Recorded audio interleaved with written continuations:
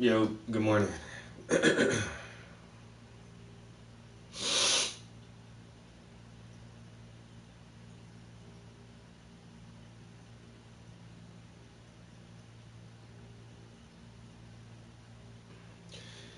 So what it is, what it is. Had oh shit. Had some heated debates yesterday about a question that I brought up 2 days ago now on Facebook. So 2 days ago I put a question on Facebook. Yesterday I went over the question again here on YouTube and had a couple of viewers just go completely in on it. It was so much fun. It was so entertaining. Um,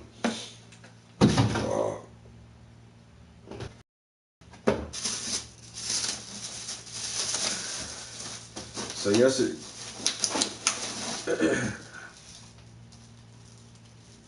so yesterday's episode was pretty good.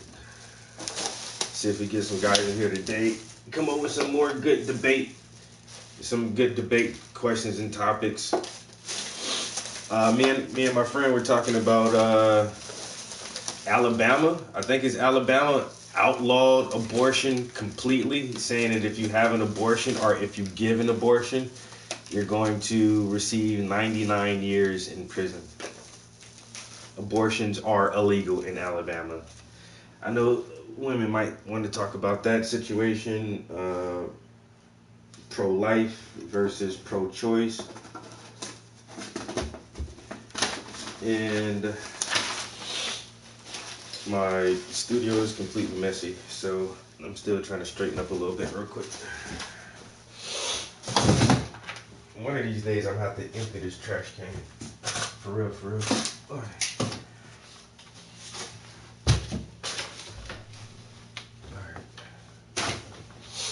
I had this one dude in here talking about he was gonna save my soul and he's trying to save my life or some crazy shit. It was like, bro, God is real. I'm trying to save your life, Travis. Like, no. You're way too hyped. Calm down. Oh my God, there's just so much stuff up here that I'm trying to see what can I eliminate. So let's see. Don't need these here. Don't need that.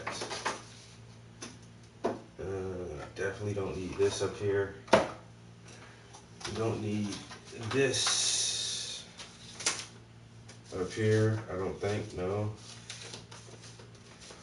What else don't we need on the table? Don't need the drill up here. Now, when I take it off the table, it's like, so now where do I put it? I'll just put it on the other table. The other table.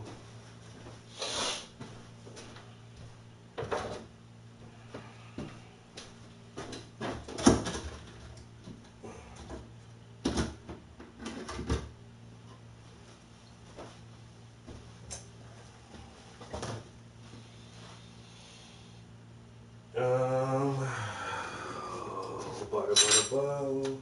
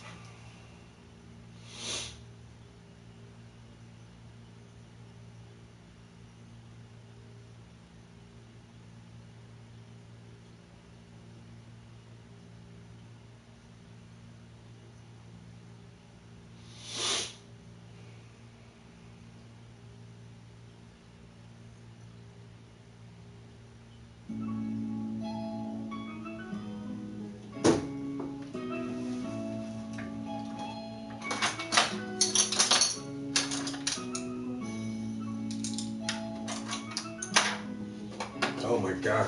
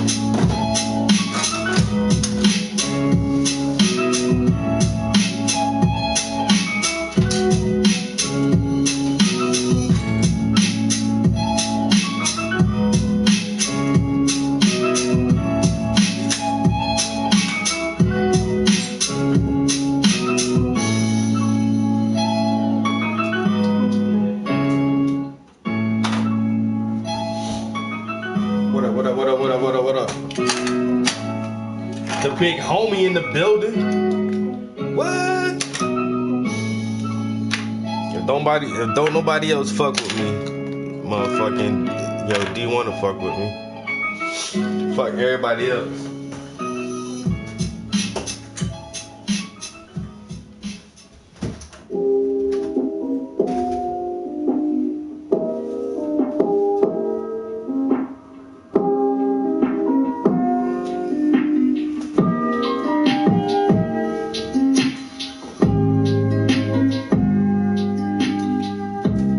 Guys, top of the morning to you. You know how we do, bruh. Shit.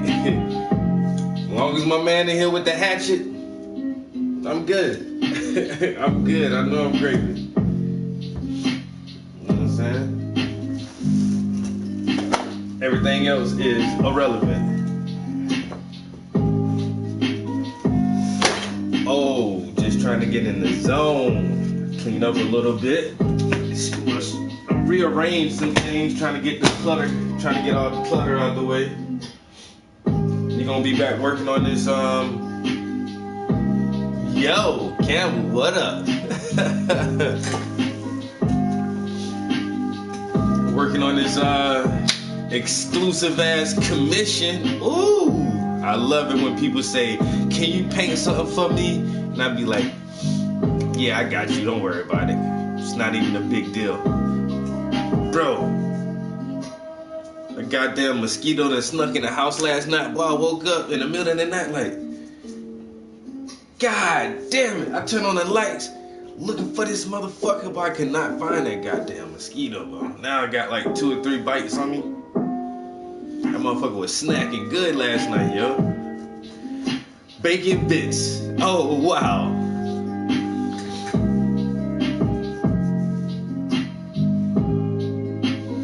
You know what I'm saying? Working it out on the Sabbath.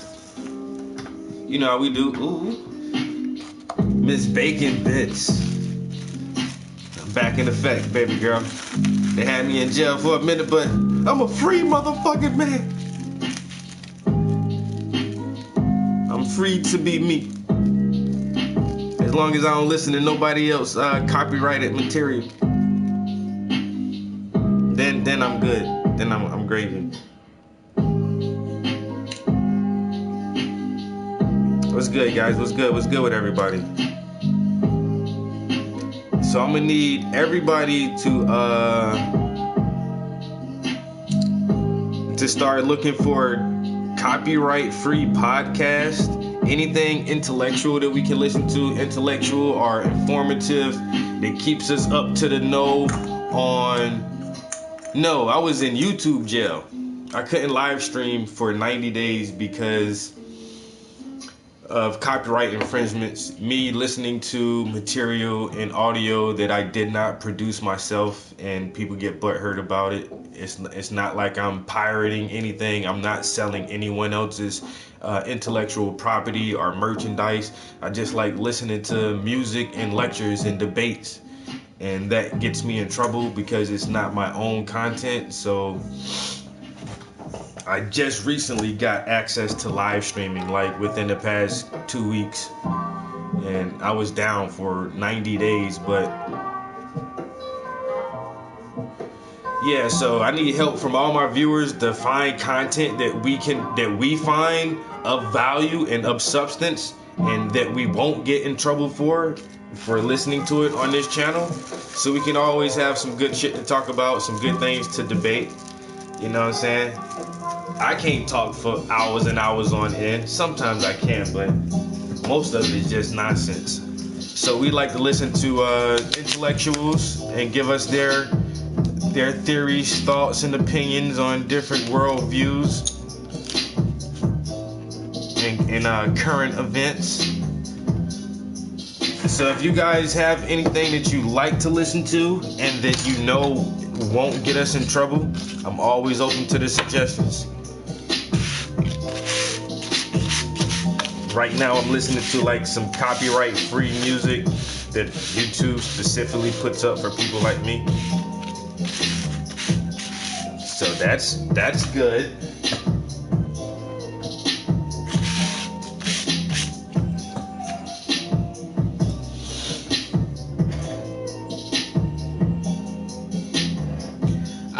I can understand to an extent, you know what I'm saying? Just like my stream, like, would I really care if somebody else like played my stream or my voice or my thoughts on their YouTube channel? I really wouldn't. Would I like to know if someone was doing it? Of course I would. But now if somebody I don't know, is plagiarizing my art and trying to sell prints of my own art and saying that they came up with it and all that other shit, like, that's one thing. But shit, if you're not trying to steal from me or make me look bad or defame me or anything, then I wouldn't give a fuck who uses my content or material.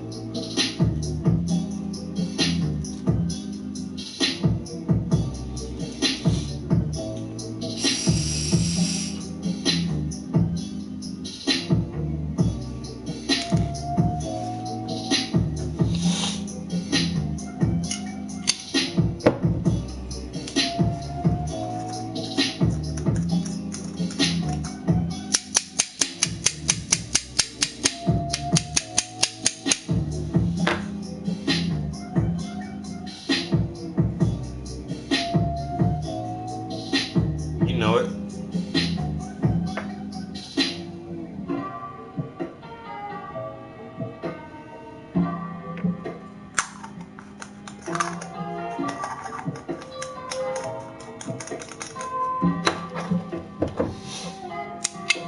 It's time to get elevated.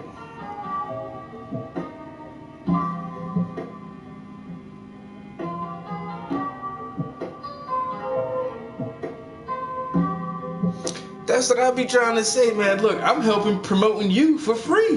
Whoever I listen to, that's like free advertisement. I don't get it. I don't get it either, dude. Like, that's what I'm saying. If somebody were to play my fucking videos and some shit or somewhere else, and it's like, cool, just like Instagram, people share my art. I'll be fucking excited as shit when people share my art on their Instagram and just tag me like, yo, paintings by the Prince.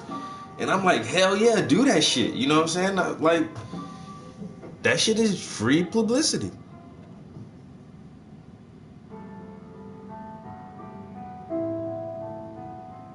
I listen to Thundercat. Who you don't listen to him? Like, not a lot of people even know who fucking Thundercat is, yo.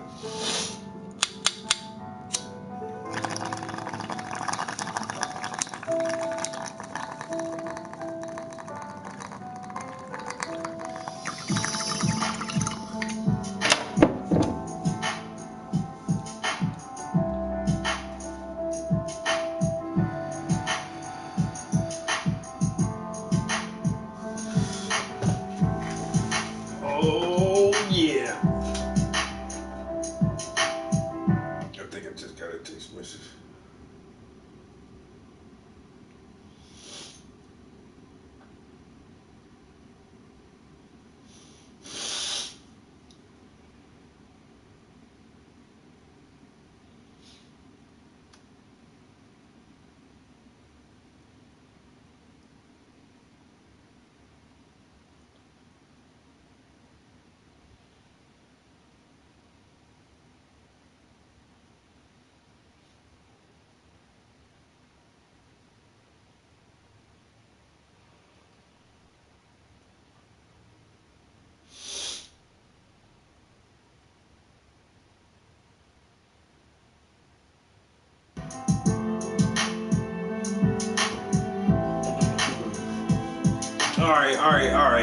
All right. Peace to everybody in the fucking building.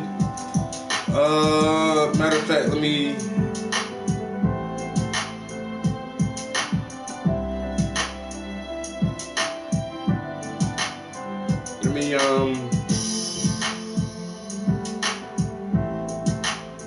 see what's popping in the news. I haven't checked my Facebook this morning. I ain't even gonna lie, yo. Facebook is kind of like my source of news. That's only because I only befriend very, very smart people. And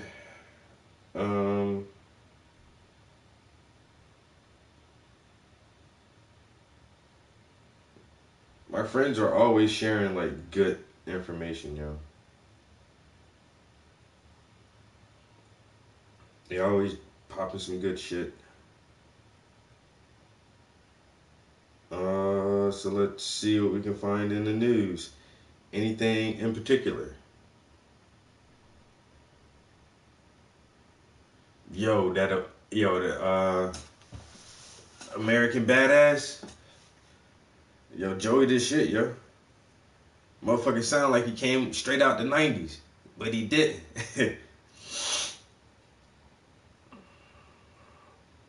um,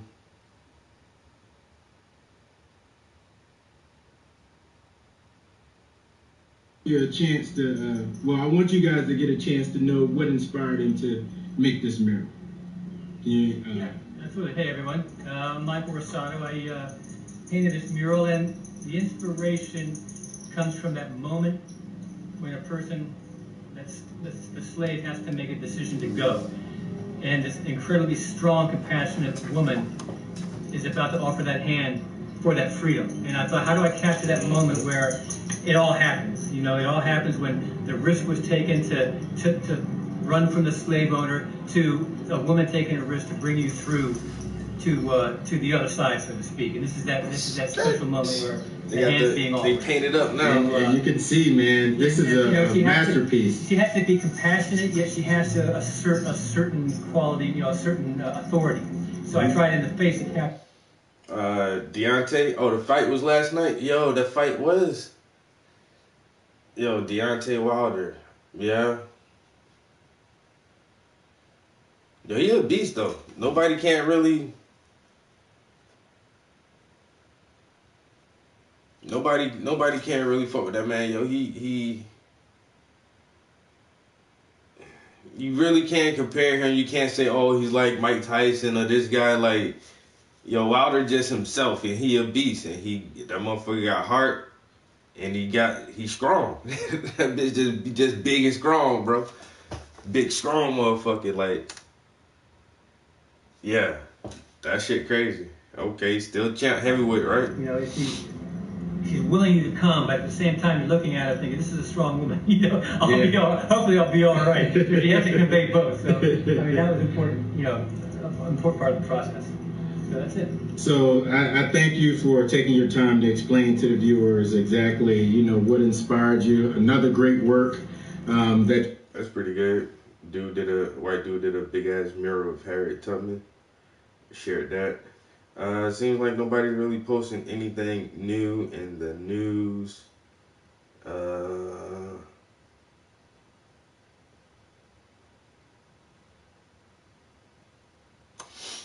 Damn. Some shit for an artist. That's crazy.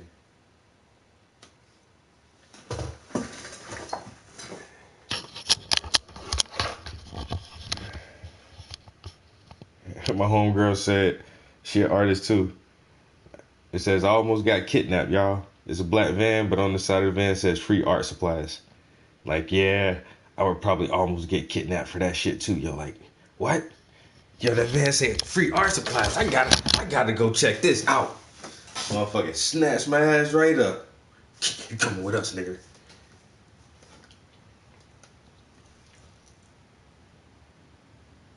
Damn, 21st round KOs? I ain't know that. Dude brolic, yo, he just, you know what I'm saying? You gotta clear your throat after you say his name. Deontay Wilder. He's a beast.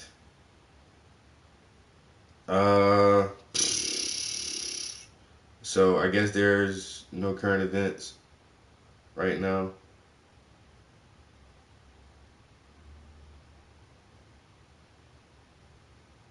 All right.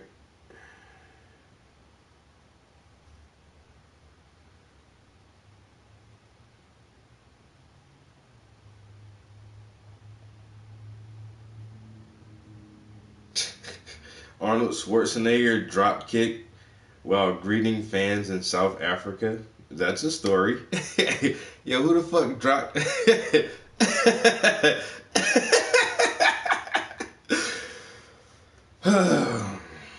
Okay. Arnold Schwarzenegger. It's just, it's clickbait. That shit is real clickbaity. You gotta, cause it has some weird ass picture, and it has the Terminator nearly got taken down. I do for you, Nick. Okay.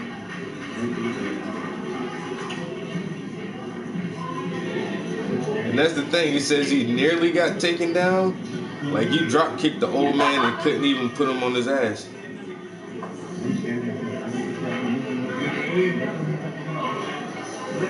Single speed, 1 by 30. Judges ready, cameras ready, set.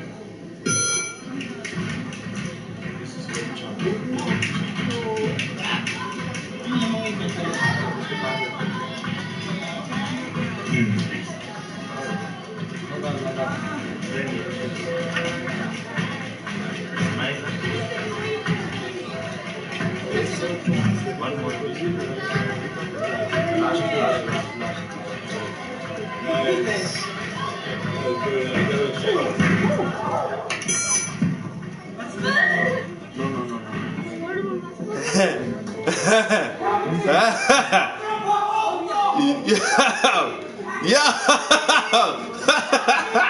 Yeah.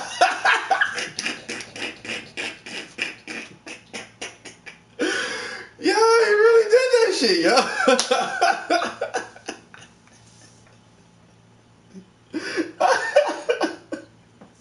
yo. Yo, black boy.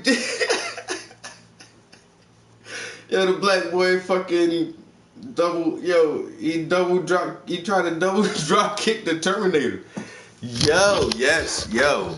Oh, fucking shit, bro. What the fuck, son?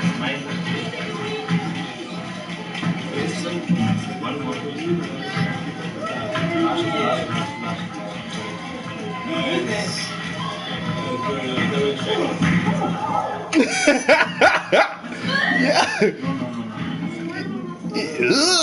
Yo, that shit was real. You can see him in the beginning, right? Yo, watch the dude. He's back here. He's gonna wave.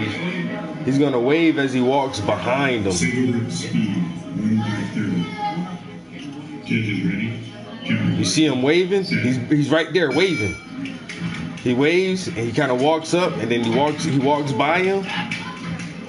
Yeah, and it's like some jump roping. I don't know. It's like a gymnasium. They're in a gymnasium somewhere. The little kids are jump roping. There's a crowd of people in the background. They're on a hardwood basketball court, and apparently, it seems as if Schwarzenegger is getting some kind of video, or either he's live on some social media, but he has his phone turned to where he's recording the little kid jump roping and himself kind of in the scene together. And you can see how he's holding his phone, like it's not directly in front of him. He's trying to get the little kid back here on camera too. And so he's focusing on the event that's going on.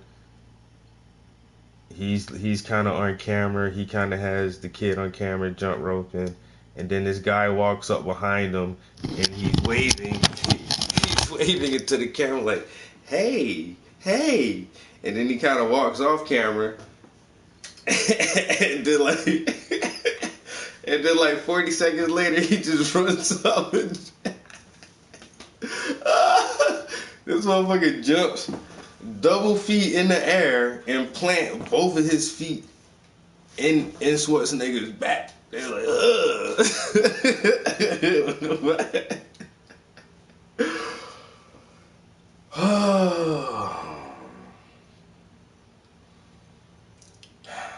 that shit got my head hurting, yo.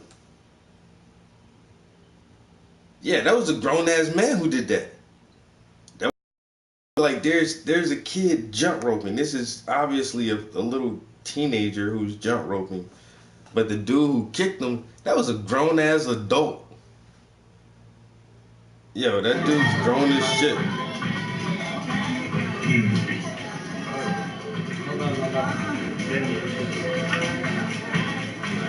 Alright. One more.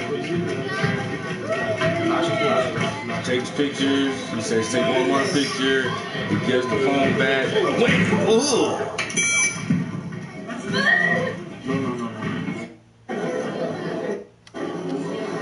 No. And he just sits back down like nothing happened. But he's mad. They said he's mad at his security for even letting the dude get that fucking close. Like, how the fuck did y'all let him kick me? Huh? Like, if it was a gun, I would have been dead. Like, that's the thing I see too. Like, how did you let him kick him? He ran up, double feet in the air. Wow! I'm fired. All you motherfuckers. You fired. You the head guy. You fired first. You fired first. You work with these guys. You fired too. All y'all. No, now. Hello, I need new security. No, these motherfuckers slipping. I just got drop kicked. No, in the fucking crowd of people. They you done. Now, get away from me now. I'm already getting hit and punched. I might as well fight this shit out myself until my new security comes. Y'all ain't fucking shit, bro. Fuck is wrong with y'all?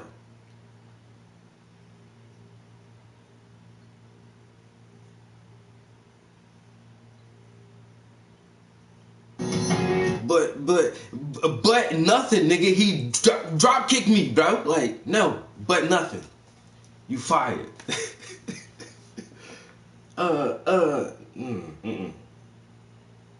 You have no explaining to do. No explaining. I don't want to hear nothing.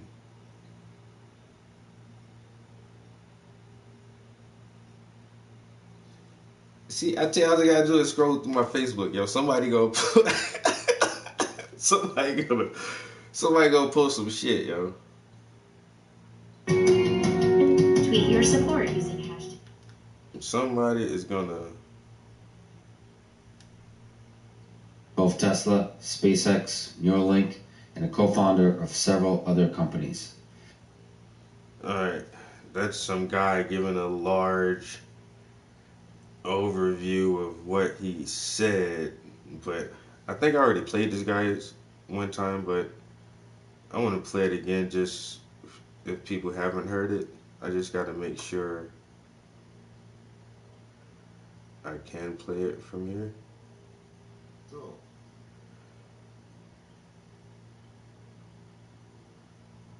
Alright, I'm pretty sure that I can play this. So,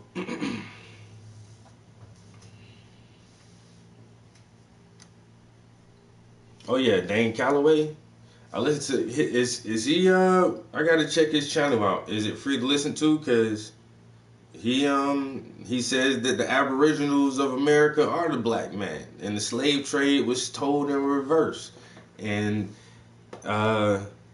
the first Italians and Spaniards that come over here talked about the copper-colored people of this land, and then when the Africans did come over here and they mingled, and that's how you start getting all these other Indian tribes. Yo, Dane Calloway on some shit, and then he do traveling, like he goes on site and he shows you like real stuff. That's why I like him. Like a lot of people always are in their studio, like me. But some people like go out there and be like, yo, look at this. Read this inscription on this fucking plaque. What the fuck does that say? Because he went to Virginia and was showing some plaque that said how many, about the first group of slaves that came over here was like on some minuscule number, like a few dozen or something. It was weird, but like he's telling some facts that I was completely unaware of, never heard of a lot. And I listen to a lot of people and I read a lot of people, and then like I came across Dane and he was like, slave trade told in reverse. But then at the same time, like when you listen to if you read They Came Before Columbus, and you study the Olmecs, and they were black people too. So I already assumed that the so-called Native American is still a mixture of different dark-skinned people. You know what I'm saying? And even highly dark-skinned people who would be called a Negroid or African archetype were definitely in the Americas, all through Mexico, in North America, South America, thousands of years before any other person started traveling, yo. Like that's how we all got here anyway, yo. But then when you bring it into modern times, which American chattel slavery is still considered modern times, where you're taking the language and the culture and the history from people, and then you're telling them what you want them to believe, who they are and where they came from. And it was a brutal form of mind control for one. Like controlling the body was the easy thing. Like the hard thing was controlling the mind.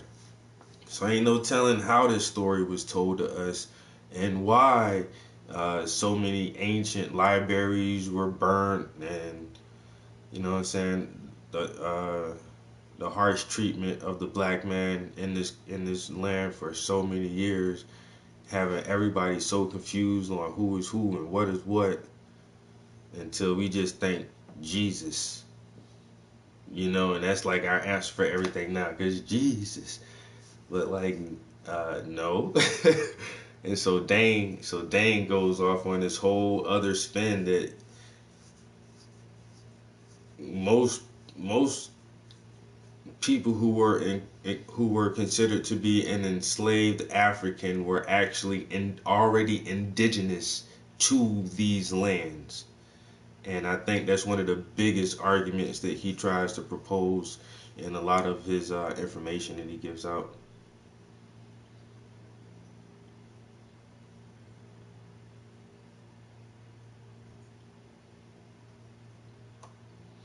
Oh yeah, anything about uprising against the masters, and all they wanted you to know is the part on how to be a slave. And it is ordained because the white man looks like Jesus, and Jesus is the Son of God, and so the white man indirectly is God, and you should listen to him because he knows best. And that's the whole spin they put on everything for all other people, yo. For everyone else, that's the spin they put on everything. I brought everything up here except something to drink. Yeah, but Dane Calloway is that dude. Smart, young and smart. That's a dangerous combination. Yo, but listen, like I said, I'm pretty sure I already played this for you guys, but I'm trying to play this as much as I can so as many people as possible can really understand like the implications of what is literally around the fucking corner. Like, this is not some distant future sci-fi fantasy shit. Like, this shit is now. Like, not now, but like right now. Like right now. In 2019, no car that can compete with the Model S of 2012. It's 7 years later. Still waiting.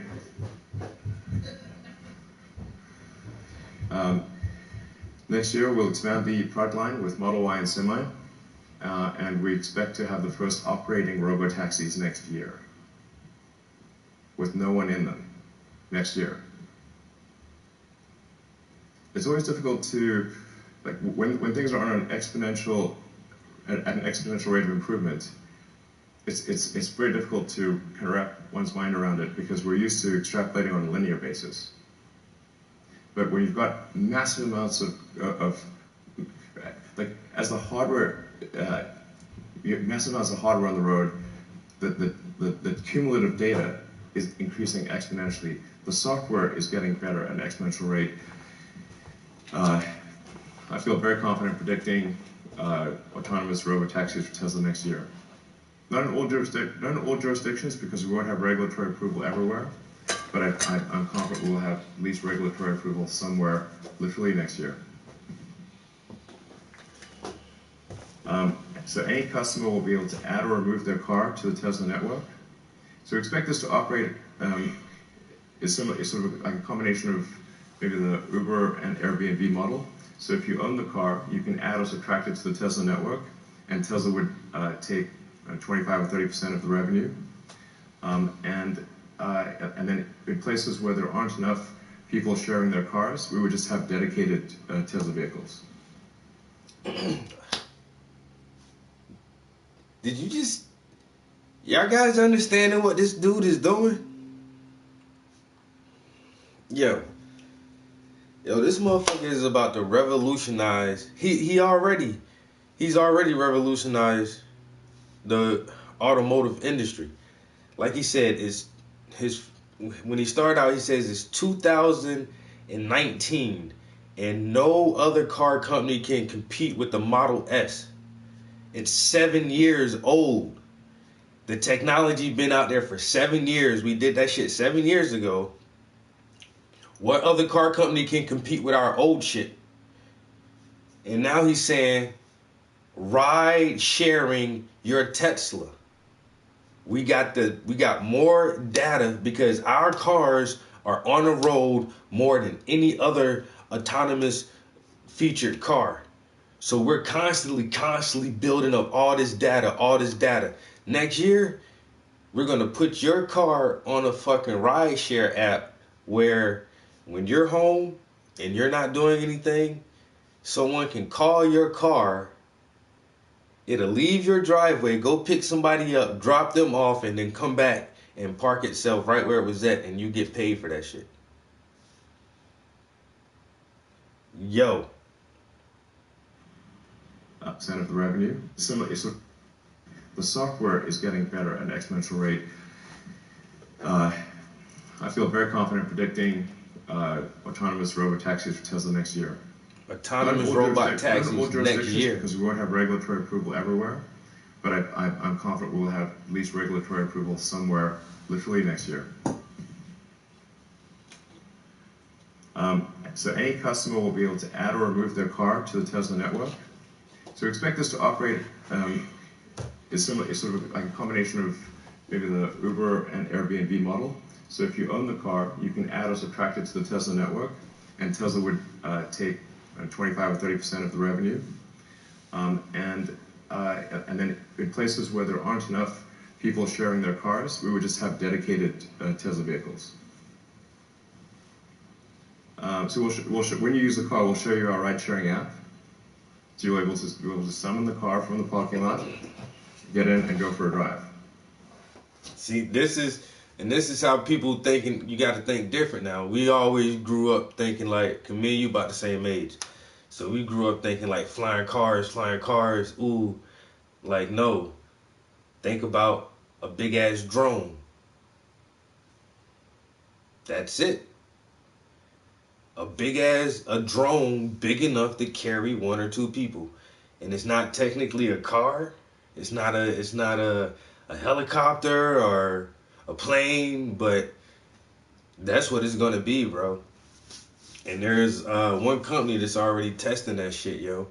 And I don't know if you ever played fucking Destiny, yo, but Destiny has like, I don't know, kind of like in Star Wars too, man. The flying motorcycles, but this other company, yo, this motherfucker just got 2 big ass fans, yo. It's like a motorbike setup, but in the front is a fan that's horizontal, and in the back is a fan, and the fucking fans spin and your ass lift up on that shit. It's like, yo, motherfuckers gonna figure out like independent flight and small vehicles with flight. All this shit is like right here, bro. It's right here.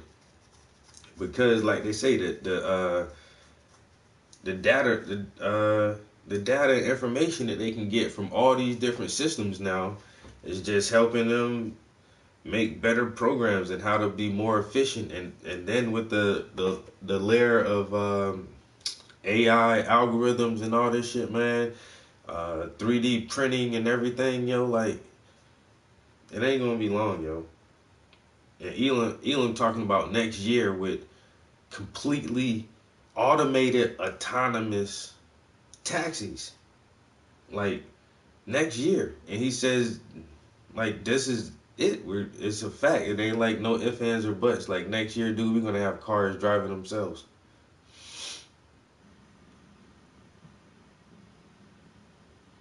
It's really simple. If you just take the same Tesla app that you currently have, we'll update the app and add a summon Tesla, or commit your car to the fleet.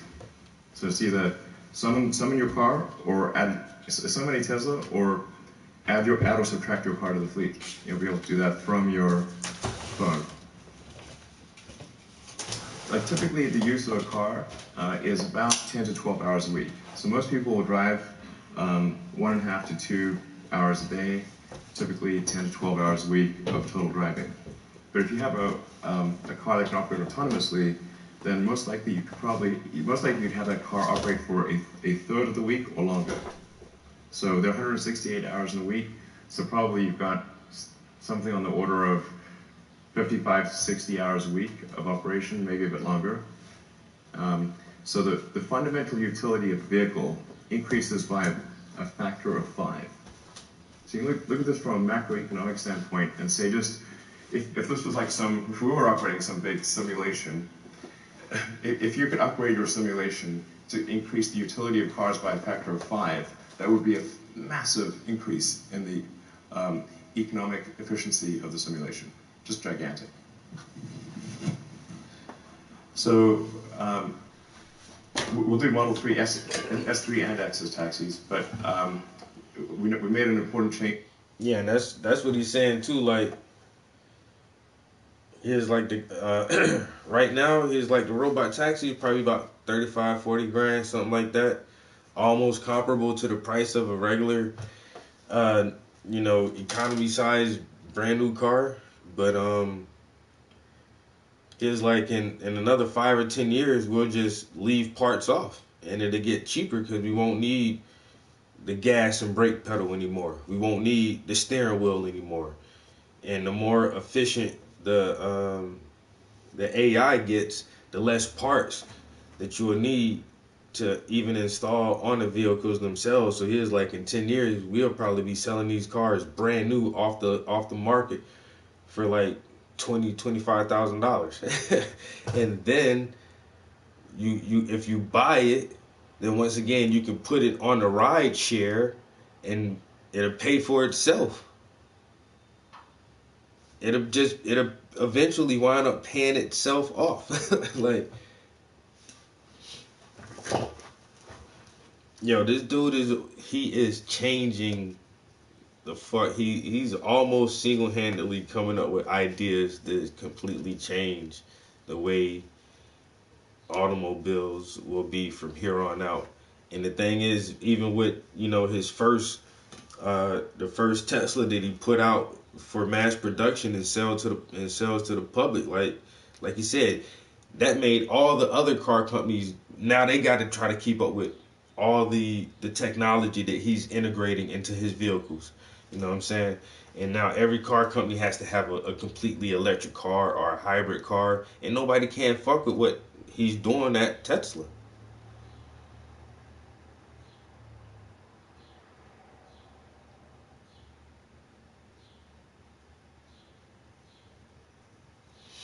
I could say Eraser was the one with Schwarzenegger with the new technology on the guns and shit.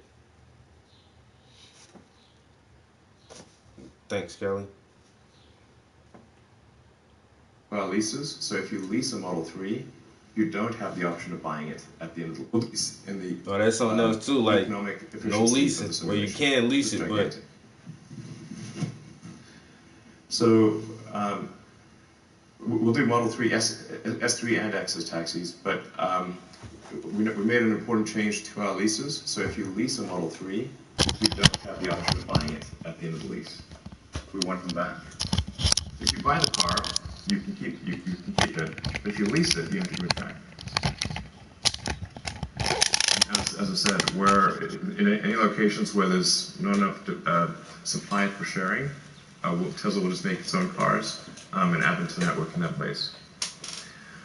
So the current cost of a Model 3 Robotaxi is less than $38,000. We expect that number to improve over time. And we're designing the cars.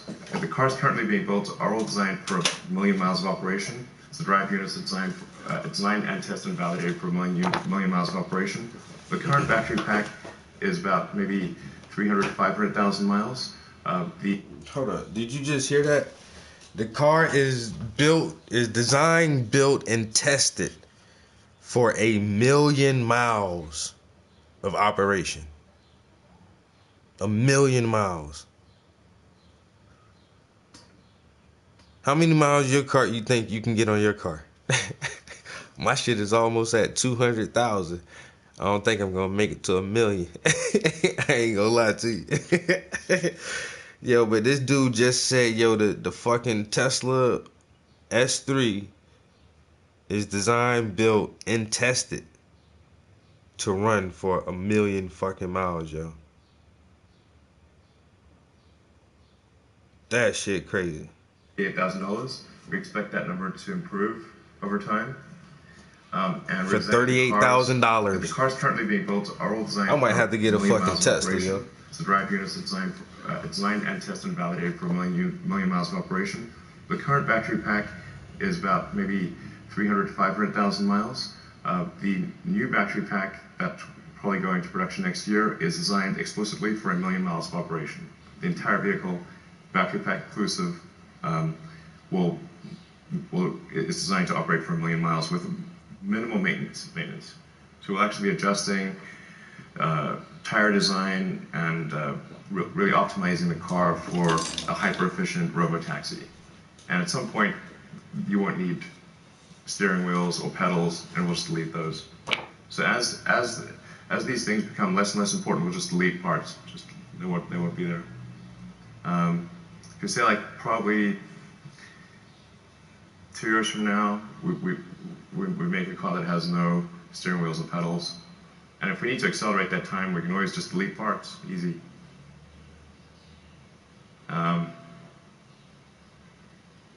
Probably, say long term, 3 years, robotaxis with eliminated parts, maybe it ends up being $25,000 or less. And there's just really no company that has the full stack integration. We've got the vehicle design and manufacturing, we've got the computer hardware in-house, we've got the in-house software development and AI, and we've got by far the biggest fleet. It's extremely difficult, not impossible perhaps, but extremely difficult to catch up when Tesla has 100 times more miles per day than everyone else combined. This is the cost of running a gasoline car, or the average cost of running a car in the US adds up to $2 trillion a year. These are literally just taken from the AAA website. The cost of ride sharing is, according to Uber and Lyft, is $2 to $3 a mile. The cost to run a robotaxi, we think, less than 18 cents a mile.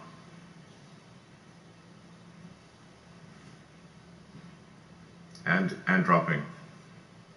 Like this would be current. This is current cost. Future costs will be lower.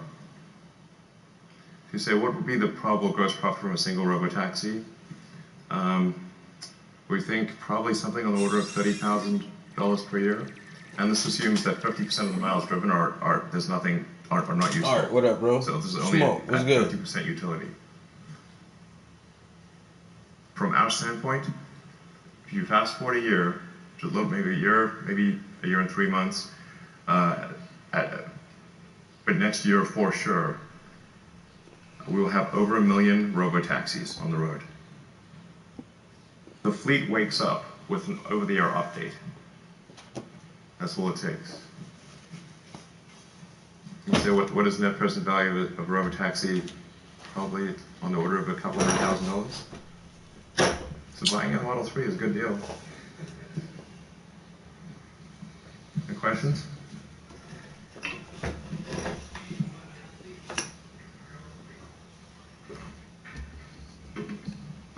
Well, I mean,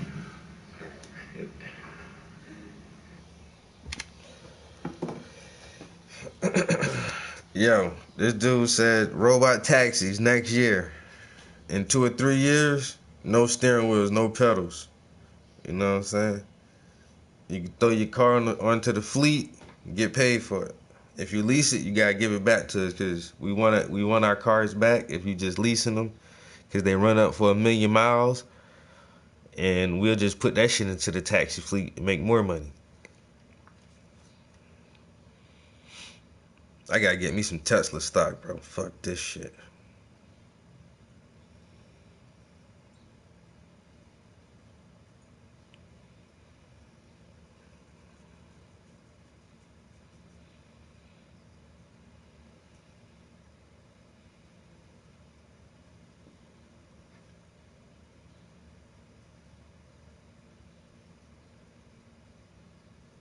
Chilling, bro.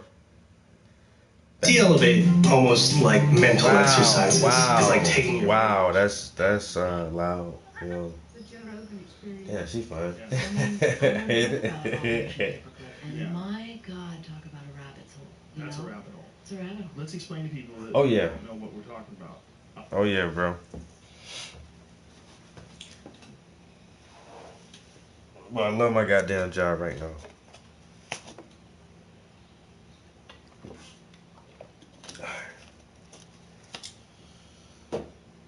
I swear, yeah. I just wish I would have got that grant. I did apply for that grant applied for it last year in December, and I didn't get it because I would be doing a summer program for myself right now with that fucking grant money. But it's all good. Like I'm doing art classes for middle school kids at a community library. So one way or the other, somebody gonna learn something. Oh no, you best believe somebody's going to learn something.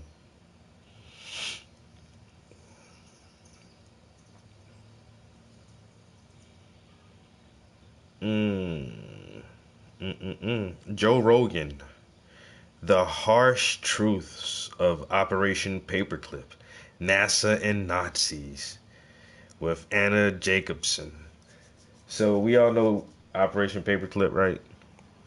After World War II, the fall of the Nazi regime, Americans went in there and stole all the Nazi scientists and told them, we're going to commit you to death for crimes against humanity, war crimes, and other crimes if you don't come work for us. And of course, they was like, okay, cool, we'll work for you. And then they sent some of them like Cuba, some other places, and then they kept some of them here in the States and goddamn made them work on fucking secret weapon technology like bombs and nukes, and to work on their fucking space program. And so basically a bunch of Nazi scientists are some of the original founders of NASA.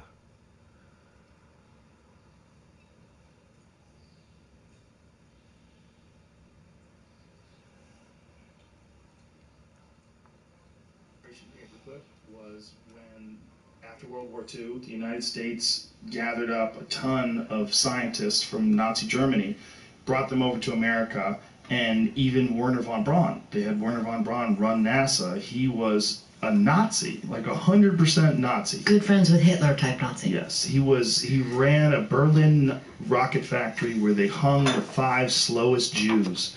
They would hang them out front so everybody would know, like, this is what happens when you work slow. will hang you. I mean, the Simon Wiesenthal Center said that if Wernher von Braun was alive today, they would prosecute him for crimes against humanity. Yes, they would. And that was the head of NASA. That was the head of NASA. That was the guy who got us to the moon. That was the big cheese guy. Yeah. So we were willing to put a lot of really dark things aside in order to gather up the best scientists so that the Soviet Union couldn't get them all. And they got a few of them as well. But we got how many? More than 1,000, right? Allegedly 1,400, but I would not be surprised if, you know, the story changes and there were more, right? Yeah. But that goes back to our discussion earlier about being in pole position. I mean, that's why we grabbed those Nazis. We were like, if we don't get them, the Russians will. I get it. And, you know, and I'm sure the Nazis could say, I didn't want to do it. They made me. I'm a nice person. I love Jews. You know? Well, that was part of the mythology. It was like, we got the good Germans. Well, no, we didn't. Right. We got the top Germans, and who do you think the top Germans were? Yeah. They were coveted by Hitler, Himmler, Göring, you know? Yeah. I mean, these guys were, right, I mean, there were guys that we grabbed out of the docks at Nuremberg, literally, to come be part of our program, you know? Well, if you're smart, you're an asset, right? I mean, that's what Genghis Khan used to do. He'd take warlords from the other side and capture them and go, listen, just come over here, bro. Come on. Work for me. I'm the man. I mean, you know, ideology aside, I'm super smart and I want that to be known. That's kind of that's the competitor, right? I mean, you cannot be the best rocket designer in the world and not want those talents, you know, demonstrated. That's Wernher von Braun's story. That's the story of all of them. And that was so shocking writing that book, because it's like, wow, you know, huge amounts of talent, but how far will the competitor go to see their baby come to fruition? What are they willing to put aside? Yeah. Did you pay any attention to the other places where Nazis went when they escaped Germany, like Argentina in particular? Have you ever seen any of that stuff? Where they have entire German towns down in Argentina. Right. They do Oktoberfest down there. They wear lederhosen. They drink out of steins. It's crazy. They speak German. And you're like, what the fuck is this? Like, my friend Tim Kennedy went down there, and he said he was literally talking to people, interviewing people, and they had photos about to die? of SS soldiers on their wall, and they would talk about how grandfather was a hero, and they're like, you're the descendants of escaped Nazis, and they put together a town down there. I mean, the way the Nazis were able to flee is, I can't read enough of that. I mean, that's what Jamie and I were talking about. It's like, dark. Oh my God, and it's endless. I mean, they're so, you know, the ones that there was a famous guy that we got. He was the surgeon. Yeah, they say some of the Nazis went all the way to the North Pole and went inside an opening in the earth and went into the hollow earth with the Anunnaki. It's so funny. Why? Why isn't the controller charging? Like, what the fuck, bro? It's plugged in. Do I need to go get a different charger piece? I guess, because obviously this one isn't charging the controller. Alright, let's see if I can find another controller cord charger real quick for this goddamn controller dies on me. Wernher von Braun, oh, they make me do it. I'm a good person. I just want to make a bomb. Did it go boom? General of the Third Reich. I mean, think about that, okay? Dr. Walter Schreiber. I mean, he was such a bad dude. He was in charge of the vaccine program. I mean, you just put those words together and your mind goes really dark, right?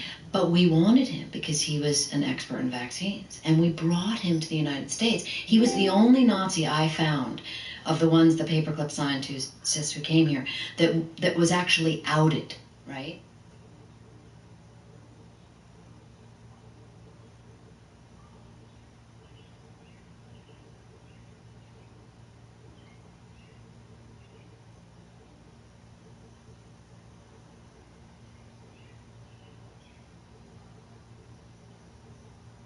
Outed as a Nazi, and that's because one of the investigators at the Nuremberg trials recognized him. Oh, Jesus. And he's the only one we got out of here. And guess where he went? Argentina. And lived out the rest of his life there. The show was called Finding Hitler. They were trying to find evidence that Hitler somehow escaped. It was really a bullshit premise of the show, but what was interesting is that there were thousands and thousands of Nazis that made it to Argentina and set up shop. It's throughout South America. There's a lot of Germans down there. It's kind of weird. If you can imagine me on book tour of like the kind of questions I get, because we're talking, right? Having written books about Area 51, Nazis, Jesus. right? Assassins. How are you still alive? People. I mean, just last night I was at a book giving a signing, and people are like, "Is Hitler really dead?" You know? Oh, God. I mean, that right? What if he was alive? He'd be the oldest man alive. Right? Can you imagine? He was probably like, how old was he during World War II? He had to be in his 40s, Yeah, right? he'd be hundreds. You know, I mean, but right? Or they say he cloned himself. He'd be right? 160 years old. He'd be 120 now. Well, that's what he'd be? Okay. Oh, Jesus. Jamie knows. That's an old man. I mean, there's been 120-year-old people, but it's fucking pretty rare. Yeah, so Operation Paperclip was not even publicly acknowledged until, what was it, like the 90s? Like, when did it become public? I think it was through the Freedom of Information Act, was it? It was this very intrepid journalist named Linda Hunt who... Shout out to Linda. Yeah, I mean, she broke the story. That's what's amazing. I mean, as a journalist, you're always riding on the shoulders of those before you, right? And she had it really hard because she did a Freedom of Information Act request, got all these documents that no one had ever seen. And then the government sent her a bill for $125,000. And she had to spend a lot of time. This is what I understand. I never interviewed her, but for Xeroxing fees. What? Yeah. I just love that detail because it's such a covert way of getting someone to stop. It's like, okay, here's the information we had to give to you, but now here's your bill. Imagine if the government's coming down on you for $125,000. Yeah, see, that would make me want to call a bunch of rich people and go, hey, let's all just donate $1,000 to this lady. And it's a different world now. You could do that. You could do a GoFundMe campaign, you know? 100%. But my God, in the 80s and the 90s, you were just like out on a limb. Yeah, they would crush you financially. Right? We actually had this very same discussion yesterday with my friend Phil Demers. It was nice as hell outside. Yeah, I might have to go outside for a bit. I might, I might put some fucking hamburgers on the grill just to do that shit. SeaWorld is actually, the That way shit he look says, it's a pretty day as in the hell out park there right in now. Marineland. Marineland's a horrific place in Canada. They have been trying to squash him with legal fees by dragging out his legal fees by dragging out his case, but we set up GoFundMes. Oh yeah, all his legal bills get paid for from people that want him to win the good fight. And man, them this is old this ass is an option motherfucking today groups like that wasn't don't available. really never die out, bro.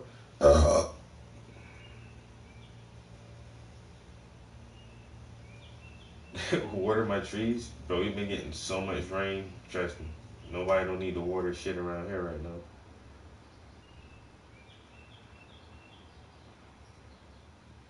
I swear, we been getting too much rain. It's nice as hell out there.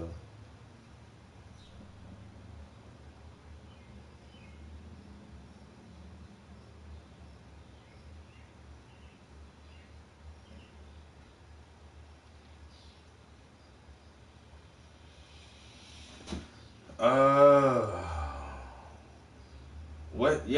I'm really trying to think like what to do outside right now.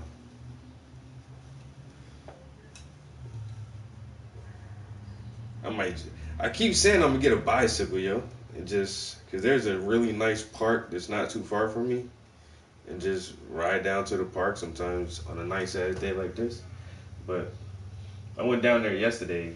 There's a festival going on. It's like an annual arts festival, and the city I live in, we do have like a public square that's actually like a square you can drive around. But so there's tons of tents with art and crafts and food, and so I walked down there for a little while yesterday, and I went to the park after that and took some pictures of trees in the park, you know, getting into my little nature mood. But it was just nice as hell yesterday, yo. And now it's another another nice ass day. I gotta figure out.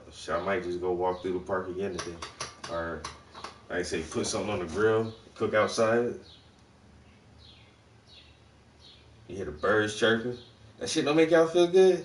Seeing all that green grass and green trees and leaves and hearing the birds and shit, getting bit by mosquitoes. That's the life.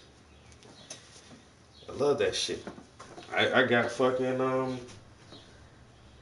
I gotta get more plants. I only got 2 plants in my house, but like I be trying to have, you gotta have that shit, that greenery all around you, you know.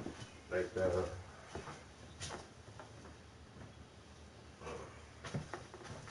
I will show y'all my tree, but I don't feel like moving it right now. I got like a fucking big ass tree on my stairwell right there. Linda, when she was exposing this, Nazis. $25,000. You assholes! Like she should sue them for misappropriation of funds. Mm-hmm. Like, does it cost you really $125,000 to print those things out? If it does, you guys should be in jail. Like that's like with like those $10,000 hammers that they have in the Pentagon. Yeah. Yeah. So she gets all this information, and does the government immediately acknowledge that they imported these Nazis? No, I mean, she wrote the first book, and it was just stunning. And you know, what year was this? Late 80s, early 90s. Oh, okay. And you know, then more gets revealed because they gave her a certain amount. I mean, I filed a bunch of FOIAs. There was releases. I went to Germany. FOIA meaning Freedom of Information Act. Yes. Then I went to Germany and looked in their archives with like a fellow, a German PhD who had, you know, real access to stuff and was able to translate for me while we were there looking at this stuff. I interviewed a lot of grandchildren of Nazis and children of Nazis. And you know, I mean, this one extraordinary, oh my God, there's a guy, I told you about Schreiber, right? I'm on the narrative level, humans acting, I'm so interested in rivalry and competition, right? As a concept, because this is what America does, to be the best. And also as humans, right? Because people are like that, they're built like that. So the Nazis had rivals amongst themselves. And Schreiber's rival was Dr. Blum, who was in charge of the biological weapons program for Hitler, okay? And Blum had a son. And Blum was prosecuted at Nuremberg. You can see a picture of him with a big dueling scar. You know, he was a bad dude. He had a dueling scar? Dueling scar. Duel like a sword duel? Sword fighting. It was like among the Nazis, they would duel with one another when they were younger students. And then they would pack the wound with horsehair to make it even more pronounced because it looked ferocious. Really? Pull up, Jamie, pull up. I got a couple. What's his name? Well, you can pull up Dr. Blum, B-O-L-M-E. But also, look at that big ass scar on his face. Right? And also you can if you pull up Kurt Debus, who was the director of our JFK Center. He was NASA's. Look at that big really? Pull up, Jamie, pull up. I got a couple. What's his name? Well, you can pull up Dr. Blum, B-O-L-M-E. But also, look at that big ass scar on his face. Right? And also you can if you pull up Kurt Debus, who was the director of our JFK Center. He was NASA's von Braun's number 2. He had a huge dueling scar, and yet when you look at there he is right there. Knowing what we know now, it's like, come on, you're trying to tell me that guy's not a hardcore Nazi? So those guys had dueling scars on their faces. Yeah, you see him? How often did they duel? Well, when they were in college. To the death? No. It was like on guard, you know, and then like they would fencing. Oh, this guy had it too. Yeah. How'd they not get poked in the eyes? Oh, I guess that was the gentleman's rules. How do you listen, you're going for the cheek, you hit the eye, like that's happens all the time. I mean, they must have cut a lot of eyeballs out. I haven't seen any photographs of missing eyeballs, but there's a lot right on the cheek, so maybe that was the whole point. It was actually just a bit for show. Oh. Right? How weird. But it was a badge of honor. It was a badge of honor, yeah. There's more. But wow, so they all had it on their face. Yeah. It's on the same spot, dueling scars. Yeah. Wow. So imagine, so they wanted to have these scars. That was a... Jesus Christ. Oh, they had goggles on. Oh, there you go. That's how they didn't take out the Academic eyeballs. fencing, it says. Academic fencing. So what they were essentially doing, they were having fencing matches with real swords, not with ones with tips. Okay. Wow. And cutting their faces up. Fuck, man. Oh, Jesus, look at this guy's face. Yikes. Wow. Dueling cults.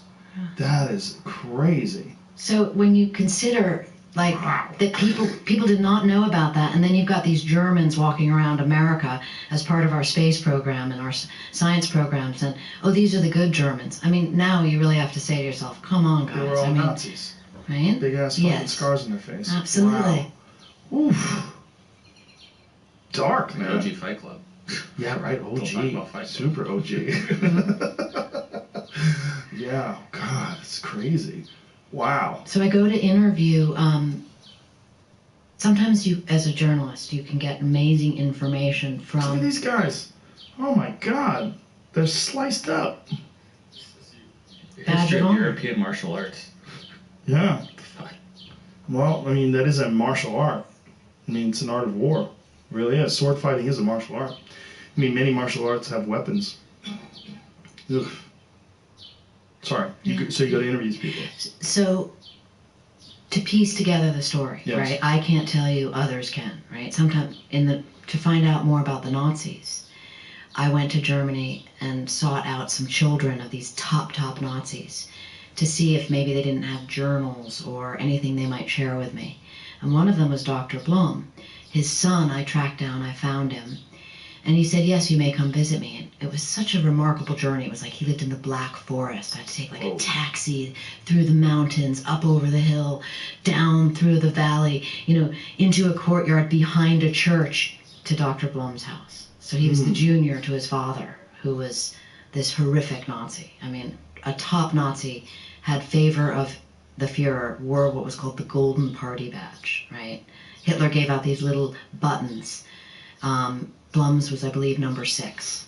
So that's how favored he was. Wow. And his son, Dr. Kurt Blum, whereas the father was in charge of the biological weapons program, so his plan was to, murder people with biological weapons from nature, right? The son had been a medical doctor, but had left the profession to cure people with flowers. It's called Bach flower therapy. So he was this very interesting individual who had never given an interview before, and he agreed to let me come to him. So I go on that journey, I go to his house, and he was remarkable. I mean, he was so interesting. Talk about the sins of the father, I mean, my God, what he had as a burden, right?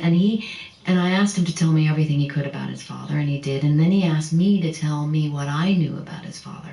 I had information from the German archives about his father that he did not have. Like what kind of stuff? Like that his father had given something. I'd just come from this archive and found these documents.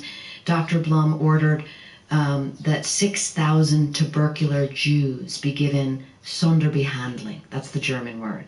What does that mean? Special treatment. There's a euphemism for you. That was kill those 6,000 tubercular Jews. When you say tubercular, is that people with tuberculosis? Yes, they were suffering from tuberculosis. And Dr. Blum worked closely with Himmler. And they just decided to kill him. And, sitting there talking to this man, telling him about his father at his request was remarkable. And then he's telling me what he knows. And then as I'm getting ready to leave, he says to me, I'd like you to have these. And he takes down from his incredible bookshelf. He himself had written 8 books, right? And he takes down these books and he hands them to me. And they're in these wrappers. And I can see that they have Nuremberg nomenclature on them. And what they are is they're his father's documents from his Nuremberg trial. And I'm like, take these. I thought he meant take them back to my hotel room, look at them, and then, bring them back the next morning when we were doing the next interview. And he said, no, I want you to have them. Like, have them. And he said, I don't want them, and you should have them. And he gave them to me. So I had this stack. So I was like, on my trip home, it was so perplexing because I threw out all of my clothes. I was like, screw the clothes. I mean, I travel with a carry-on bag, right? So in my carry-on bag, all I have is this Nazi paraphernalia that was in Germany. That is Dr. Blum's, the Deputy Surgeon General of the Third Reich's documents from Nuremberg covered with swastikas. I mean, he was acquitted at Nuremberg based on all these documents, okay? And, by the way, based on human experiments. And I'm at the airport and I realize suddenly, oh my God, swastikas, like this is illegal. Go through my bag, I'm going to be arrested. I'm carrying these incendiary... Right. Do you have any copies of your book on you? So you can say, I'm a journalist, but books. No, I was just like holding my breath. At least one. Joe, I was sweating almost as hard as I was sweating at the beginning of this interview, right? I think you're sweating harder. I was. I went, because I was like, wow, I went through it, no problem, got home, I have them in my office. So they didn't check anything? Nope, they didn't say boo. Lucky you didn't go through Israel. Oh my God. Well, you know what? It's not, the swastika is not outlawed there, but it is in Germany. You may not have any Nazi paraphernalia whatsoever. In fact, my paperclip book, which has a swastika on it, had to be redesigned, the cover for the German publication. And it just has like broken up images of the Nazis because you cannot reproduce that image in Germany. I mean, I'm not pro swastika, but it's so strange that we've given so much power to this design that you can't even see it. It used to be, there's a temple out here that I believe it's a Hindu temple, and it was a part of Hinduism. That this swastika predates World War II. It predates the Nazis. It predates their sort of reclaiming of the it. swastika goes back to Ethiopia. Like that shit is old as hell. I think it was built in the 1920s. They just made a symbol look like something bad. They had them. They had it at a different angle, right? Yeah. But bad dude running with that shit. So the swastika in itself ain't fucking and the bad. Nazis were, kings of that. I mean, they were not only that, the mustache. That guy killed that mustache. There's not another thing like that. But he didn't kill the dueling scar. Right? That could come back. Do you think? No, not after your show. What do you have, 4 million viewers? Probably. Right? But people don't think about it that way. They don't think about the dueling scars being a Nazi thing. No, that's what I find remarkable, right? They really don't. But the Nazis did. The Nazis did. And then you look, there's an amazing photograph of JFK, Lyndon Johnson, Kurt Debus, sitting at, for a launch, a moon launch. And there's Davis with his huge dueling scar. And I'm like, and their position was, oh, he's one of the good Germans. Well, that culture was a culture of ruthlessness. I mean, it was even the good ones. There he is. Yes. Good job, Jamie. Look at that. Can you believe that? Scar on his face. They still give out an award, by the way, that's called the Kurt Debus Award. And I rang them up and said, why are you guys giving out this award? He was a hardcore Nazi. What do they say? They were like, they've hemmed and hawed, and I finally said, well, at least tell me what you say to people who ask that question. You know what they said? What? No one's ever asked us that question before, Annie. Well, they will now. Jesus. Oh, but when you really stop and think about the horrific nature of what the Nazis did, I mean, how inhuman it was, how crazy it was. Like, that had to permeate the entire culture. There is no good Nazis. There was not one. Even one of them that was looped into that had to be responsible for some awful, awful shit. I mean, Einstein said it the best when he said you could have left. Like, people who could have left should have left, right? Well, do you know the story of Fritz Haber, right? The guy who Yes. I mean, he wound up having to flee, and he's the guy who created Zyklon gas. And he created Zyklon A, which had smell built into it, so that it would warn you when you were using this pesticide. And then the Nazis turned it into Zyklon B, where they removed that element that added the smell and just this odorless, horrific, poisonous gas that they used to gas the Jews. And he was a Jew. I mean, then when you think about it, he was no longer useful to them because when they figured out he really was a Jew. Yeah. Well, once World War II came around, see, he was a part of World War I when they first started using gas. And there's a great Radiolab podcast about it. I think it's called The Bad Show.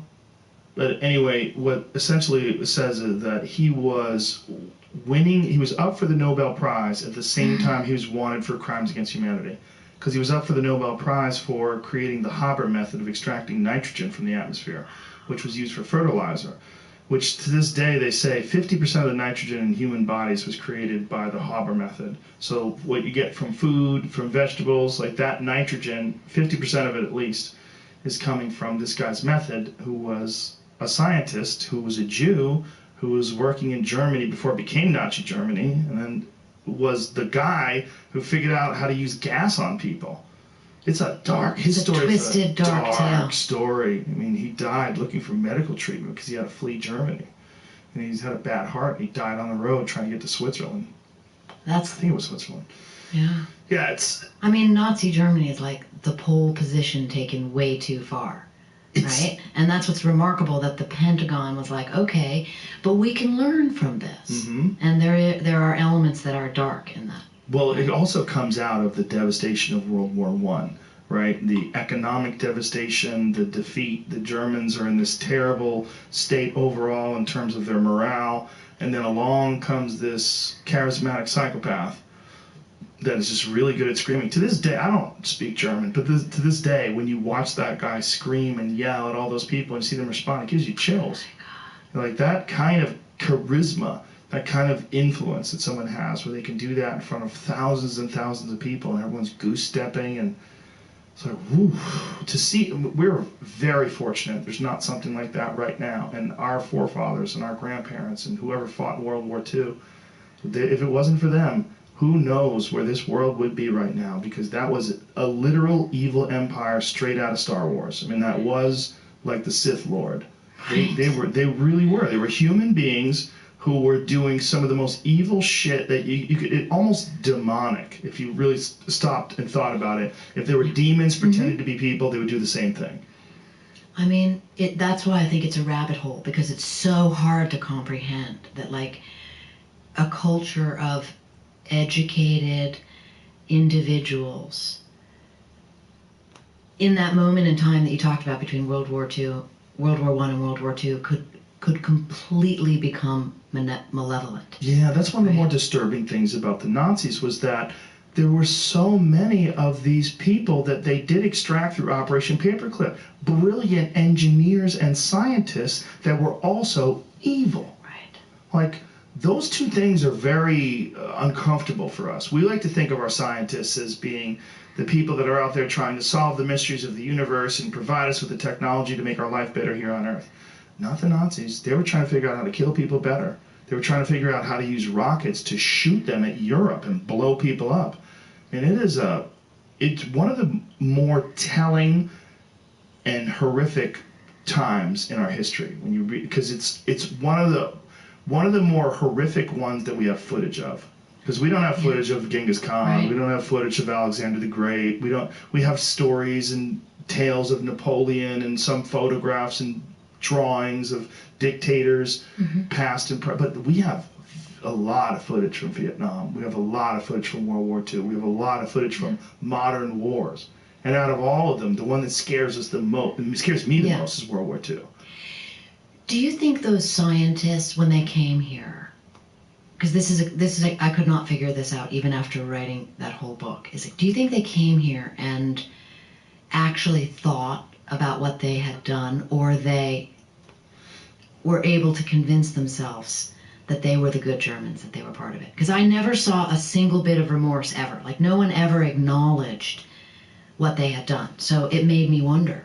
I guess results vary, right? I mean, I think there's probably two people that go through the same thing, and one person has no problem with it, and the other person literally can't sleep. I don't know. It's a good question. It would be interesting to interview them.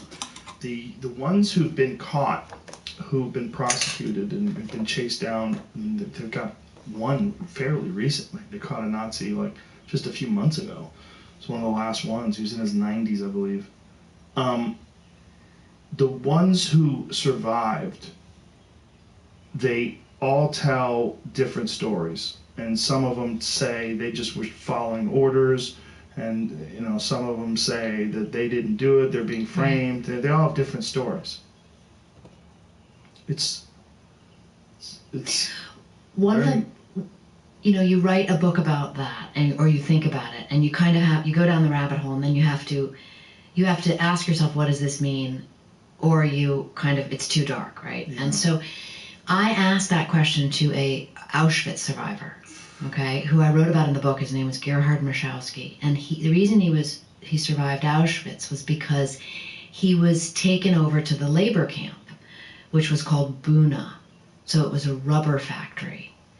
And it was led by this truly evil man named Otto Ambros, who became part of Operation Paperclip, okay? Oh. After being tried at Nuremberg and being convicted of mass murder and genocide, right? We got him out, and he worked for us. Really? You got to read the story of it. I mean, it's just astonishing. Otto Ambros, right? So they extracted... He was a chemist. Oh, my God. Right? But he was, so Gerhard was at Buna, this factory, this rubber factory. And he lived, and I did an interview with him because I was asking him, you know, the flip side of all of that. And his whole family was killed at Auschwitz. And I said to him, what is we went through all these questions to try to get some closure to this or some meaning. And I said, and then we landed and I said, well, you know, we couldn't answer, what does this mean, right? What does it mean for today? Couldn't answer. When I asked him, what matters about all this? He went like this. He lifted up his sleeve and he showed me his tattoo. That matters. And I have that image seared in my mind. I had never seen a tattoo from Auschwitz before, and I have not since. And it also made me think, because I thought, he's going to die soon, and he has died since. And then that tattoo's gone. So all you have is the exchange of information and people talking about it. Yeah. The eyewitnesses die. How did they get that guy out of Nuremberg? How did they get them to release him? Well, okay, so he was convicted at Nuremberg, then he went to prison. He went to the prison where we had all the... They didn't execute him? No, obviously. They executed like the top Nazis, and then a lot of these guys went to prison. So there was a bunch of trials. And so I went to the prison. I saw his cell. I mean, in Germany, it was intense, Landsberg prison. And then because we were sort of policing Nazi Germany after it was not, you know, after the war was over, we were policing Germany.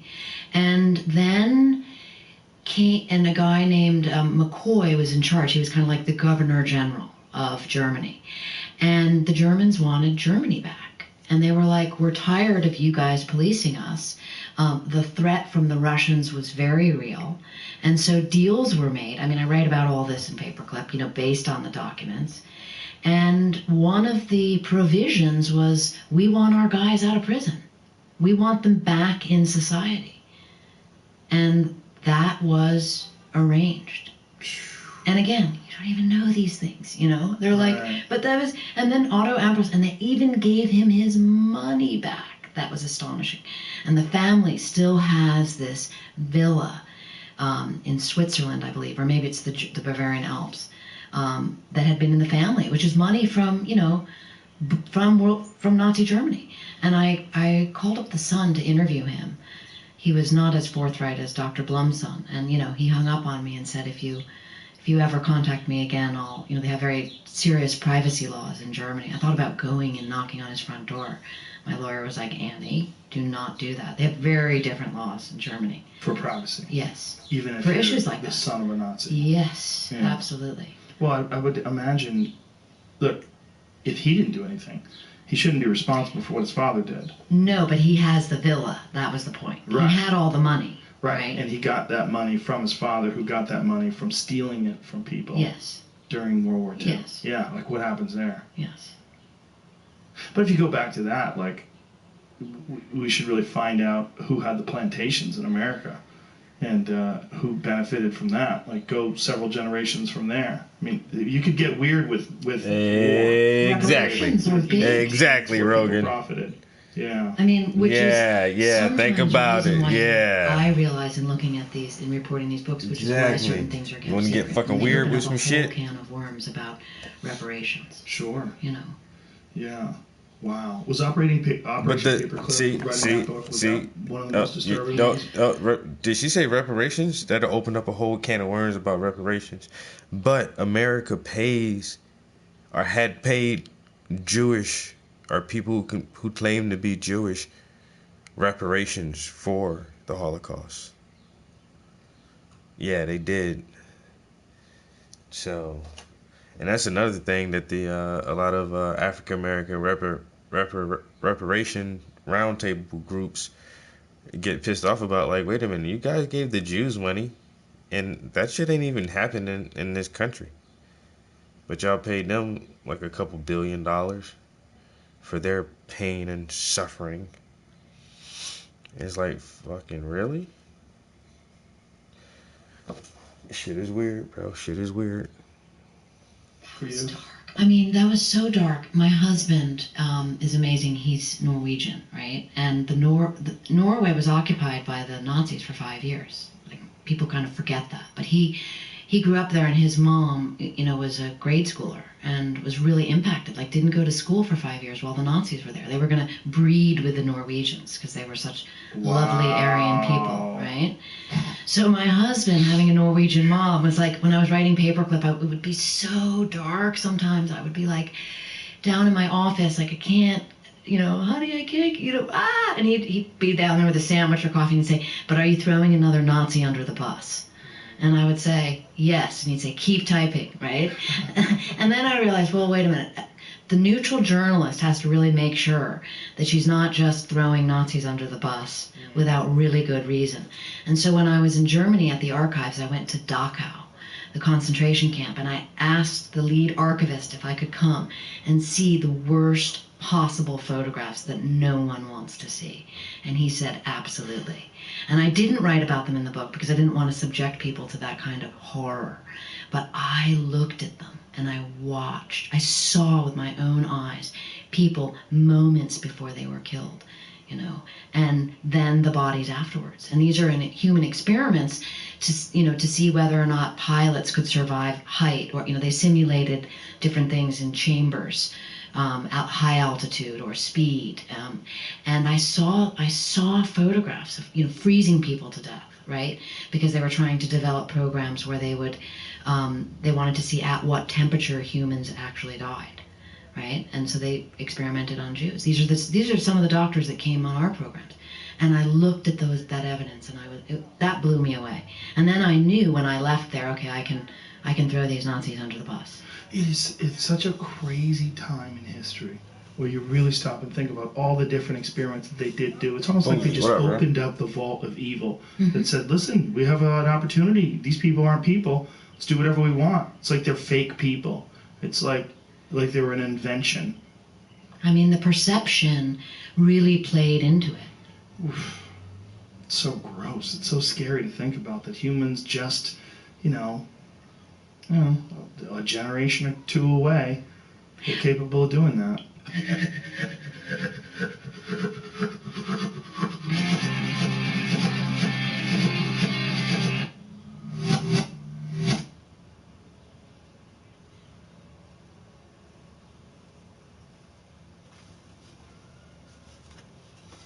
Restaurants now deliver with DoorDash. It doesn't matter where you are. Restaurants come to you.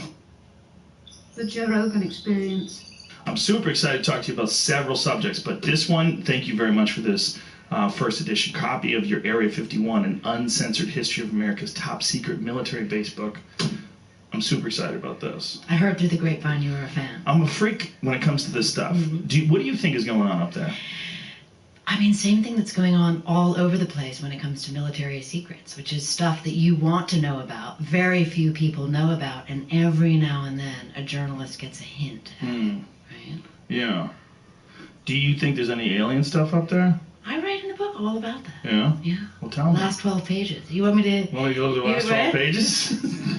What do you think? So Area 51 was this secret test base where the CIA was running spy plane programs, right? So interestingly, my new book is about ground branch, guys on the ground. That's about air branch, what we were doing in the air. And it was this idea that we should spy on the enemy, okay? But if you go back in time, why Area 51 really started, you learn that it was a base hidden inside of a base, nuclear weapons, and it was all about beating Stalin at his black propaganda campaign, this I write in the book, to hoax Americans in a War of the Worlds type scenario, whereby little men who looked like aliens would get out of an aircraft and the government would go crazy about it. And then Stalin would say, look, not only do we have technology better than you, but we have a better propaganda department than you. Really? That, Joe, you got to read the whole book. Oh, I mean, okay. this is a tough opening. You got me on the spot. It is a tough opening, but it's a good spot. Right? It's a good spot. Right?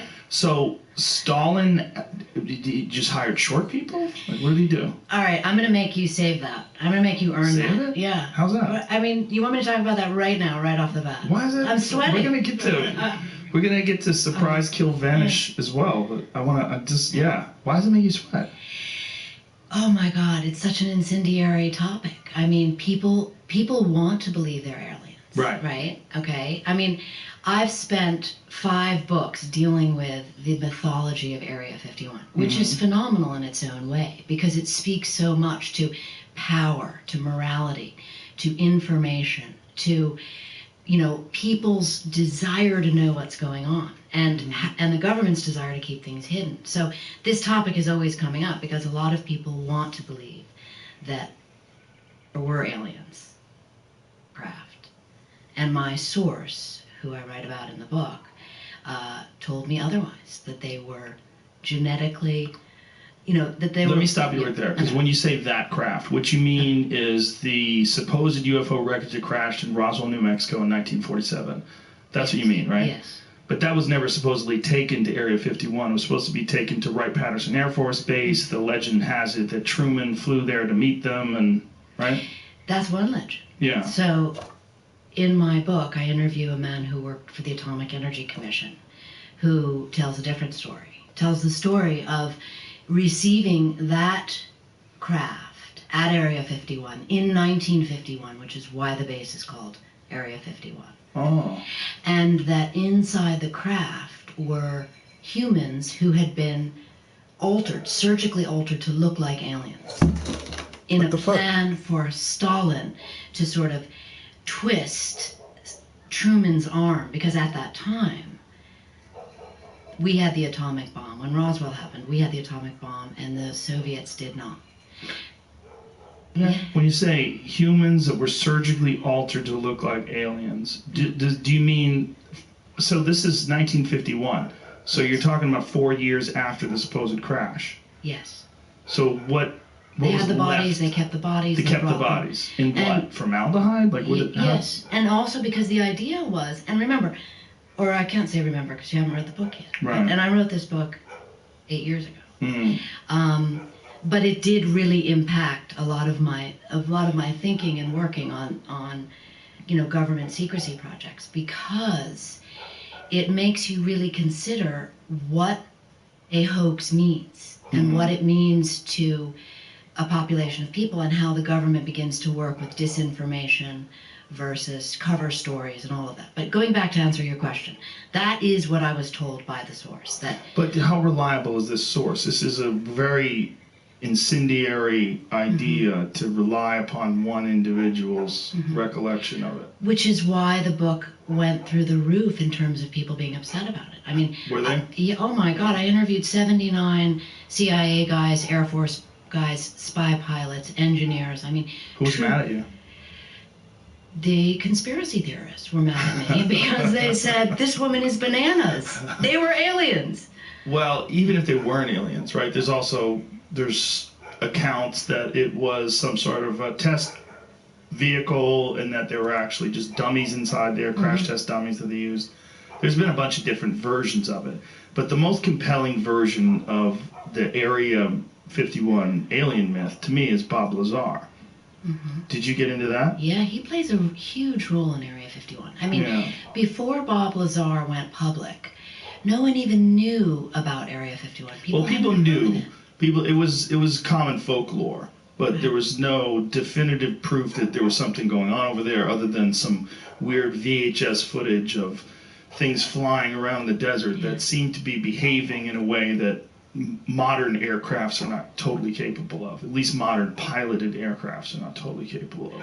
I mean, which brings me to another book I wrote called The Pentagon's Brain, which, sort of off this idea was like, wait a minute, what kind of technology is the government capable of? And we have a whole department for that reason called DARPA, which looks at weapon systems 25 years out. So the idea that you and I don't know what the military is capable of in the air, underwater, wherever it may be, is because we're not thinking 25 years out, and they are, and they're developing weapon systems, the great weapon systems of the future. That's what they call them. Right, like how they developed the stealth bomber, and that was all out in Area 51 and Groom Lake, and yes.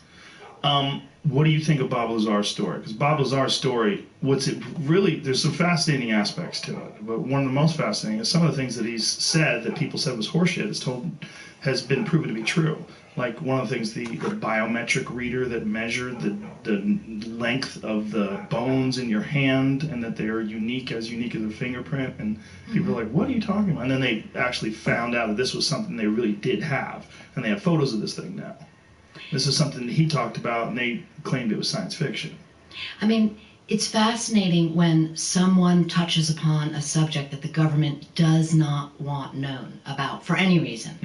And there is a campaign to discredit that person. And there's no doubt that happened to him. I mean, it was remarkable. And I write about him in the book because if you follow the logic that my source told me, that these were, modified human beings as part of a hoax. And the reason that I trust the source is because, Joe, he told me that he also worked on the program. So he had like a burden to unload, right? And so if you follow that logic through, then the Bob Lazar story is that when Bob Lazar said, I saw an alien, it looked like this, it was small, it had big eyes. Those were the surgically modified humans that the government was doing experiments on. I think Bob Lazar's exact quote was, he walked by a window and he looked in and he saw two agents that were looking down at something that was very small and looked humanoid, but he didn't know if it was a dummy or anything, and he wasn't even supposed to be looking in there. And it was a brief, 1 second look that he has bounced around in his head back and forth. Has it ever occurred to you that maybe the guy who gave you that information did work there, but is also feeding you horseshit? All right. Well, the source was a major player in the project. He and worked in the Atomic Energy. I ain't gonna lie, y'all. I'm gonna eat on camera real quick because I want to get some more of this painting done, so I'm not gonna stop the stream. But I'm hungry as hell right so now. Extraordinary it would be. What's his name? I've never said his name, although I will say this. Well, you're giving it away. So let me. He recently died, and he did give me Let me go permission heat up to some tell food, his yo. full I'll be right story back. after he died, and I'm circling around that. But he was absolutely, with a Q clearance. That's what you have when you have access to nuclear secrets. So if someone has a Q clearance for decades, and they're full of garbage, you really have to ask, my God, should this guy have a Q clearance? I mean, that's reverse engineering his credibility, but I think you should read the whole book because, it's shocking what he says, but it does make sense if you can get through 400 pages of, the CIA's idea about information, disinformation, why we need to cover things up, why... That's why I'm asking you if you think that he might have been lying to you. I don't believe he was lying whatsoever. Disinformation. No, I don't believe. So you think that the Russian government definitely did surgically alter people to make them look like aliens? I believe... Were there images of these I believe what he told me. Did you see photos? No, I did not see photos. No. But here's the rub. Ready? Okay. When I was writing another book called Phenomena, which dealt with the CIA and the Pentagon's use of psychics, okay, over decades. I mean, this goes back, everything I write about pretty much goes back to post-World War when that remote viewing stuff. Yes, and it's all about U.S. government takes pole position after World War II, and we now need to always be ahead of the curve. We must lead. We can never get beaten by the Russians. Now it's China, okay? So the psychic program had a lot of people who really believe in aliens or, you know, other intelligence from other worlds. And when I was writing the Phenomena book, I learned a whole bunch of new information about how upset they were with my story because and they all knew the source, by the way. They knew the source, and they believed that he was fed misinformation. So these are two sides of the coin, which are super interesting, I think, if you can look at them with your own bias turned off and not have a desired outcome. I want to believe this. I don't want to believe this. You know. If I want to believe, you know, I was working on a project with Chris Carter, who is the X-Files creator, and the one person I took the source that I wanted to meet the source was Chris Carter, and we went out there together and sat with him and met him, and it was because the source had never even heard of the X-Files, and it was like, oh, what? I know. How do you they talked about baseball, you know. Really? Yeah. See, I don't have a desired outcome. I mean, I would love it if aliens were real. Okay. But when someone starts talking about disinformation and propaganda campaigns, but they want you to believe them. Right. Listen, I am here telling you the truth. I'm here telling you the truth. I'm not saying I'm telling you the truth at all. That's why I was like, Joe, let's wait till hour 3, because it's too explosive. People have such a horse in the race already. With aliens, you think? Well, I mean, maybe you are neutral. I don't know. I know I'm neutral.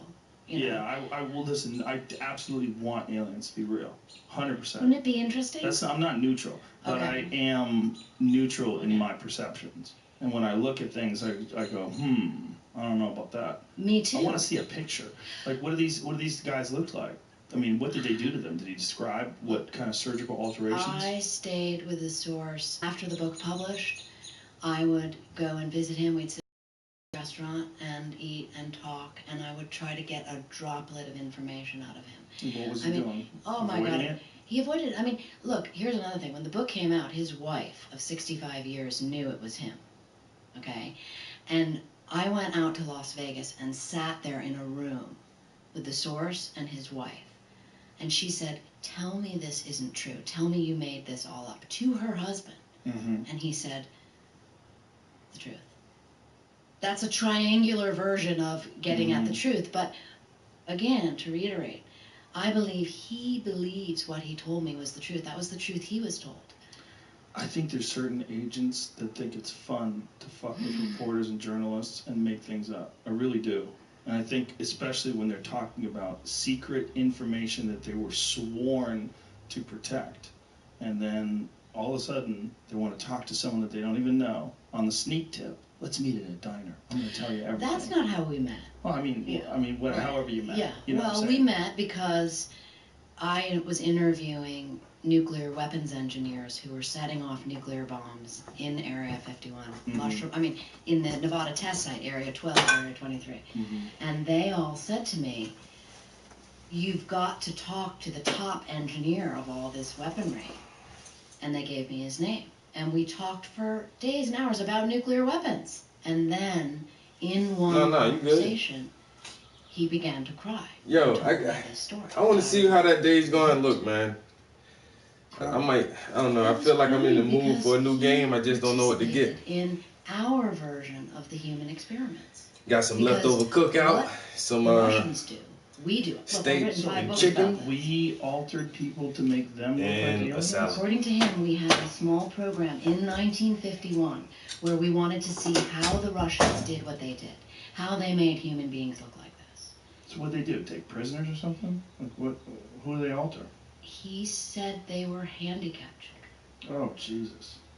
And he told me that he participated in this. So again, unless you have someone that lost their mind at age 90 and was willing to tell their wife of 65 years, I lost my mind. So he's saying that he participated in something that altered handicapped children. When you say handicapped?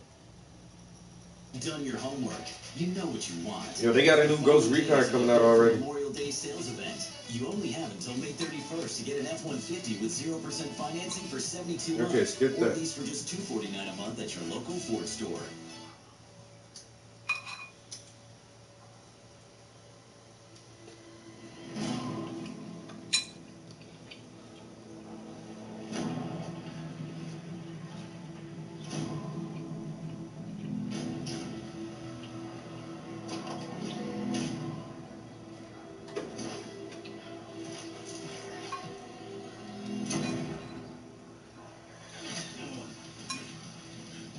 Got this new Ghost Recon called Breaking Point.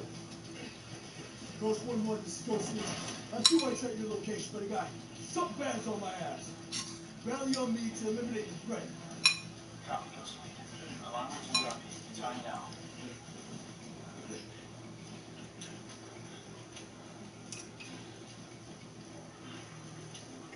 Yo.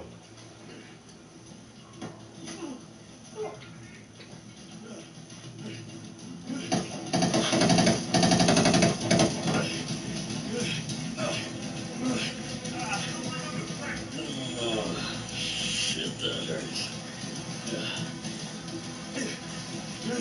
Now that shit do look crazy, yo.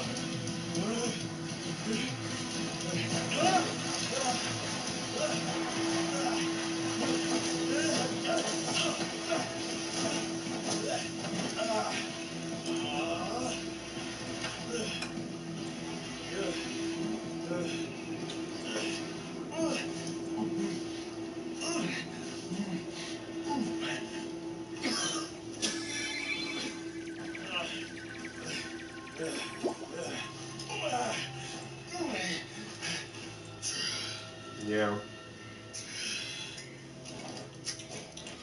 That's fucked up that you gotta even acknowledge that most games do have a lot of bugs in them nowadays. Or at least a few. You know? Like Mario Kart ain't had no glitches in it.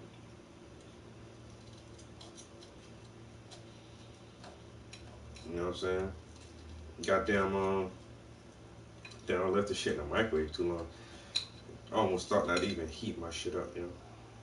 I hate what the microwave do to a fucking steak.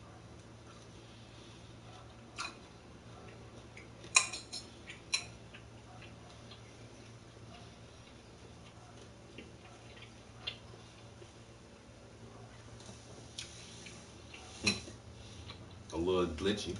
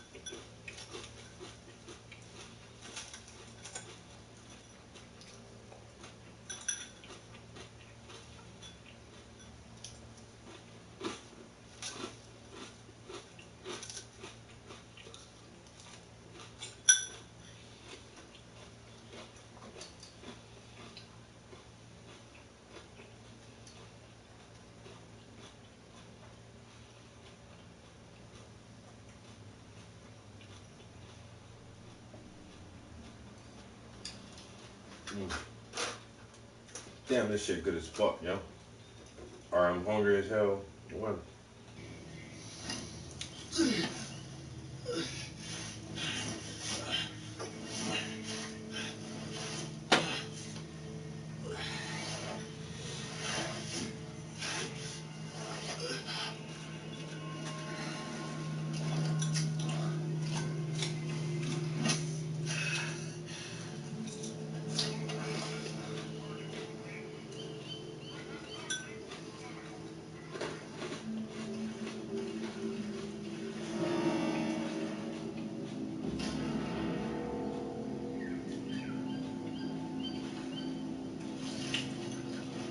Take cover. There's an Asriel drone overhead.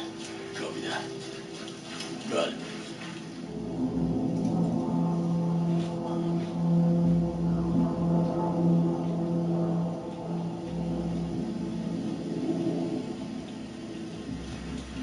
this shit look good as hell, yo.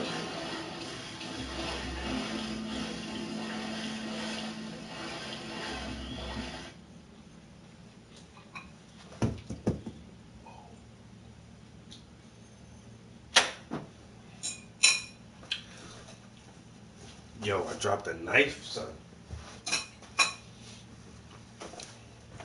The knife would have fell like 1 inch to the other side. I would have poked myself in that damn thigh. I ain't lying.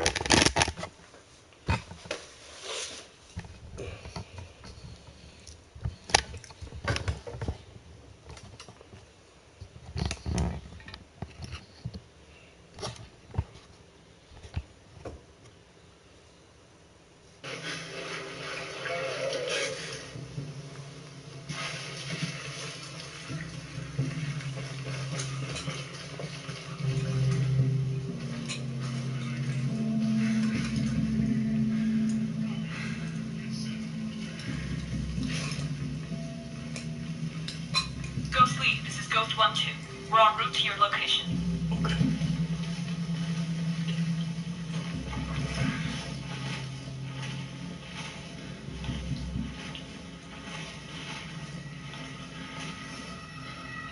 I got eyes on you, Ghost Lead. Copy. I see you. You got 3 bad guys closing from the rear. Man, I might have to go play some Ghost Recon after this shit. Oh, fuck that.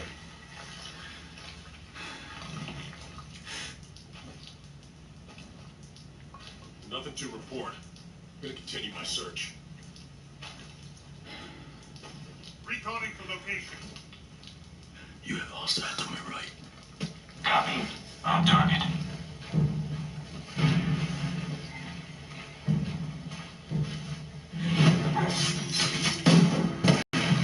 Ghost Lead, we're set. I'm bringing the fight to you. Be ready. Get set, guys! I don't like his voice. Get set, guys! Good cover. Bravo team will set a diversion at the gate. Me and 1-1 will infill the camp through the rear.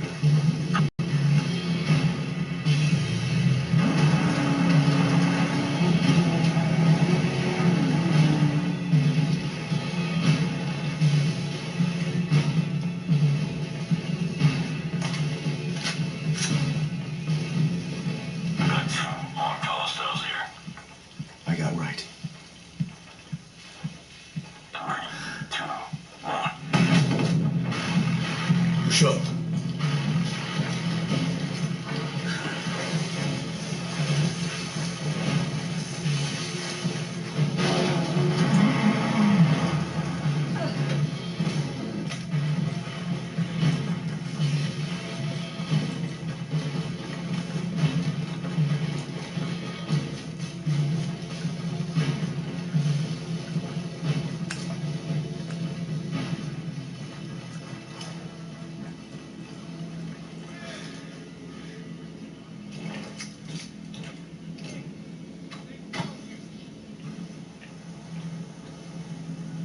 Got a little mini acetylene torch on him. Oh shit.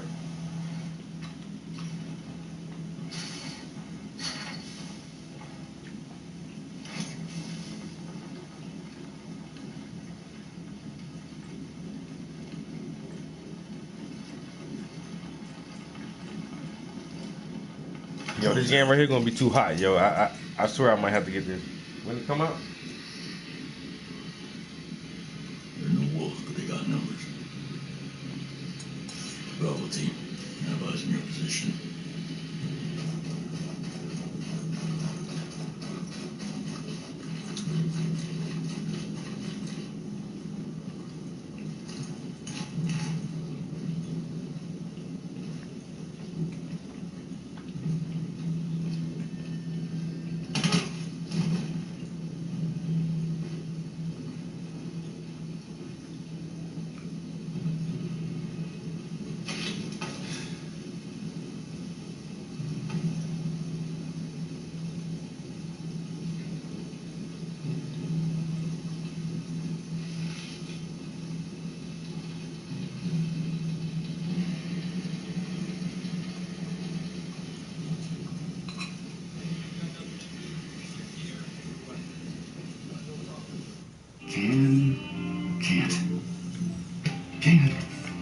Can't.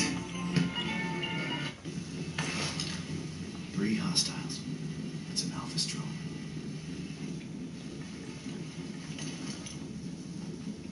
Stand by. Ghost leads initiate. Heavy spotted.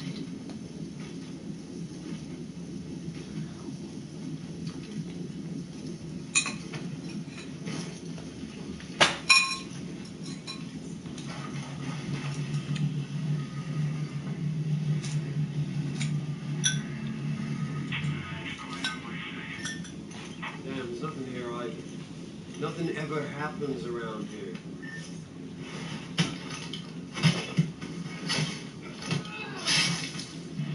Except for you getting killed. That happens sometimes.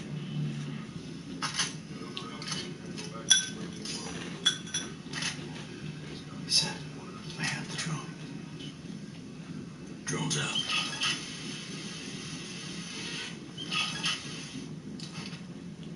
Ghost lead.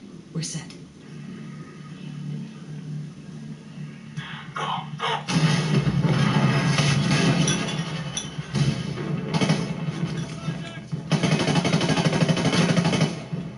Let's move on. Keep quiet.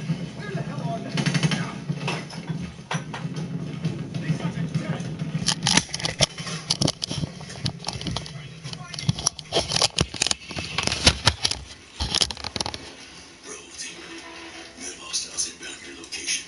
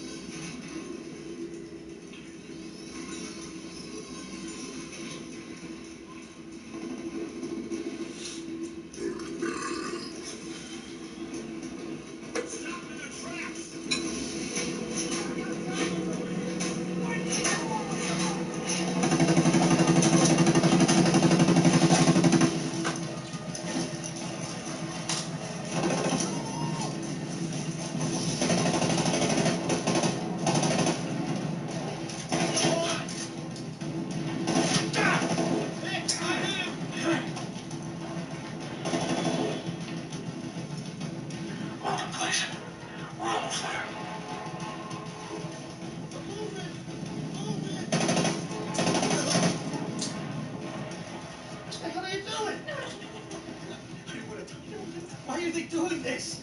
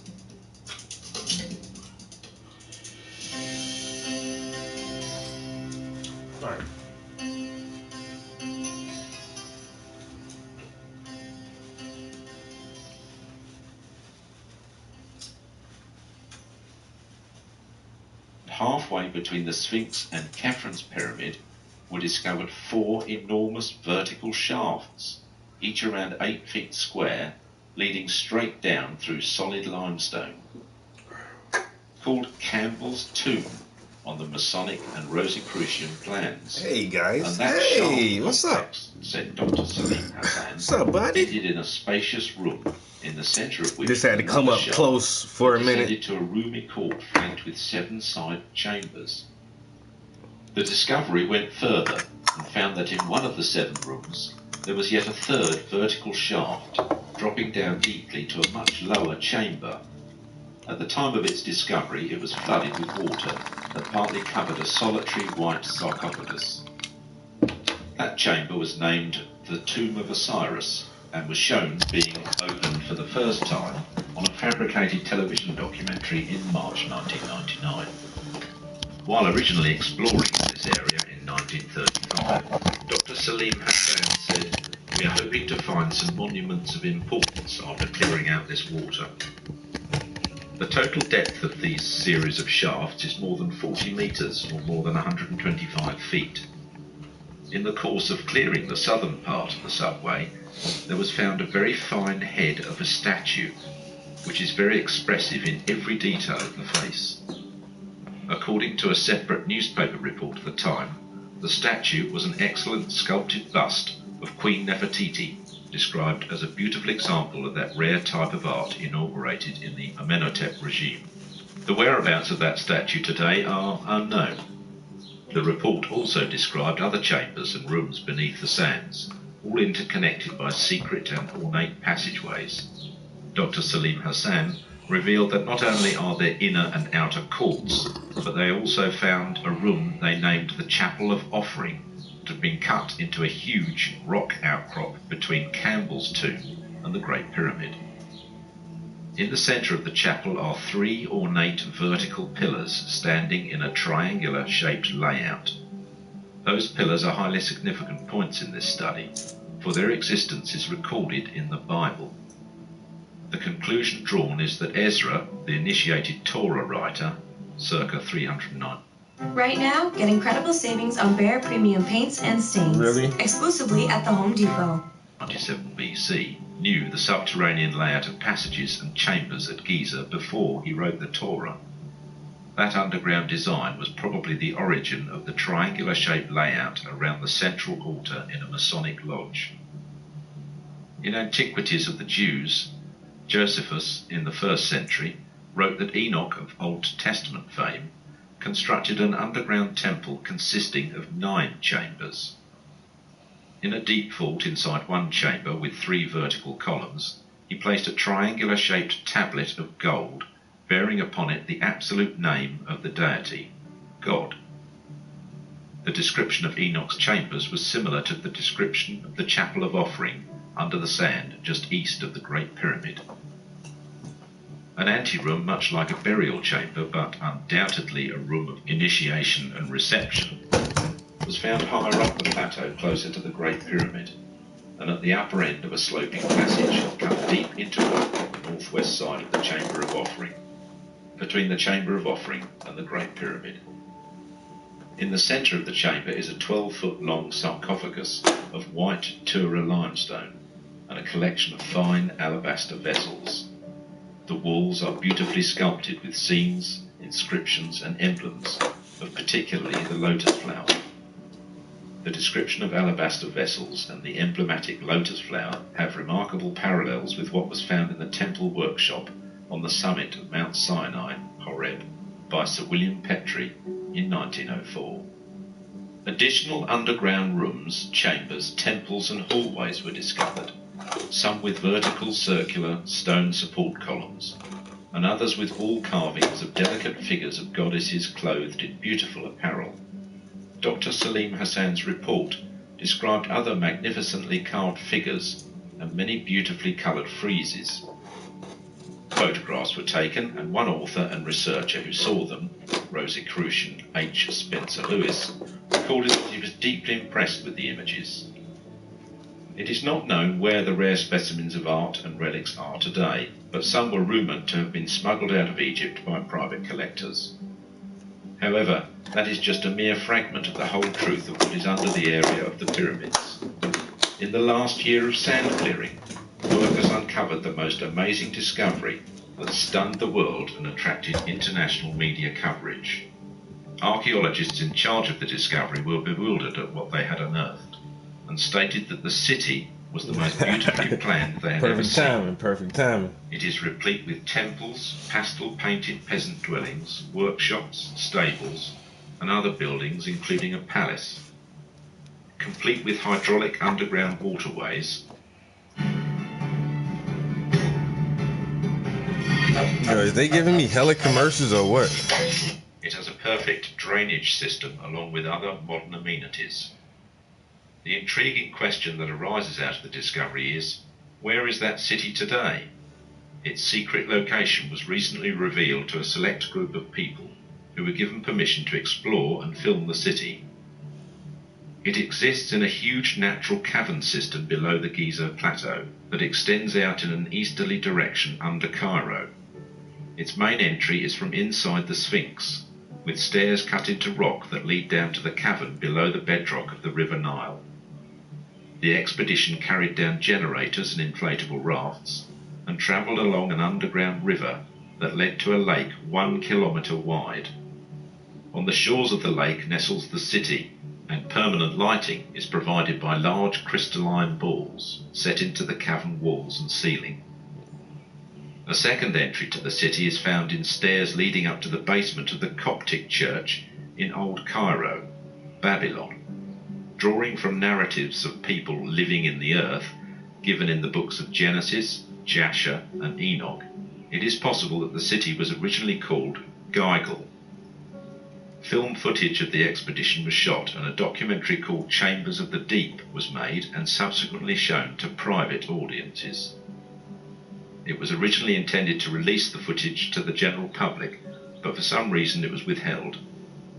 A multifaceted spherical crystalline object the size of a baseball was brought up from the city, and its supernatural nature was demonstrated at a conference in Australia. Deep within the solid object are various hieroglyphs that slowly turn over like pages of a book when mentally requested to do so by whoever holds the object. That remarkable item revealed an unknown form of technology and was recently sent to NASA in the USA for analysis. Oh my god, what the fuck is this? Historical documents recorded that during the 20th century, staggering discoveries not spoken of today were made at Giza and Mount Sinai, and Egyptian rumours of the discovery of another underground city within a 28-mile radius of the Great Pyramid abound. In 1964, more than 30 enormous multi-leveled subsurface cities were discovered in the old Turkish kingdom of Cappadocia. One city alone contained huge caverns, rooms and hallways that archaeologists estimated supported as many as 2,000 households, providing living facilities for 8,000 to 10,000 people. Their very existence constitutes evidence that many such subterranean worlds lie waiting to be found below the surface of the earth. Excavations at Giza have revealed underground subways, temples, sarcophagi, and one interconnected subterranean city, and validation that underground passageways connected the Sphinx to the pyramids. Okay. I can't take it. I can't take no more of that shit, bro. We know there are some underground passages beneath the Sphinx in the Giza Plateau, but you're talking about some weird people still living down there with technology. Get the fuck out of here.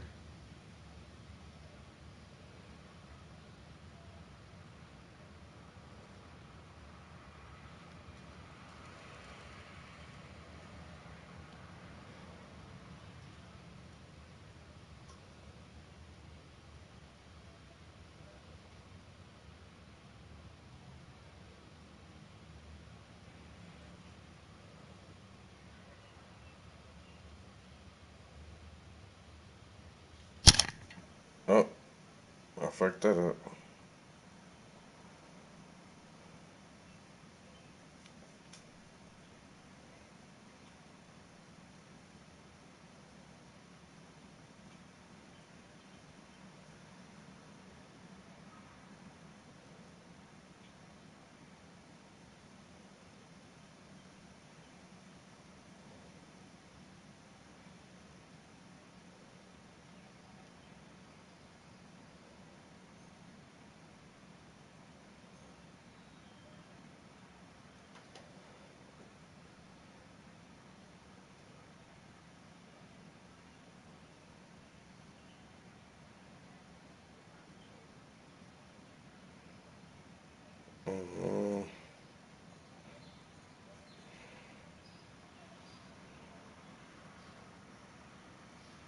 We're Root, and we can save you up to 52% off your car.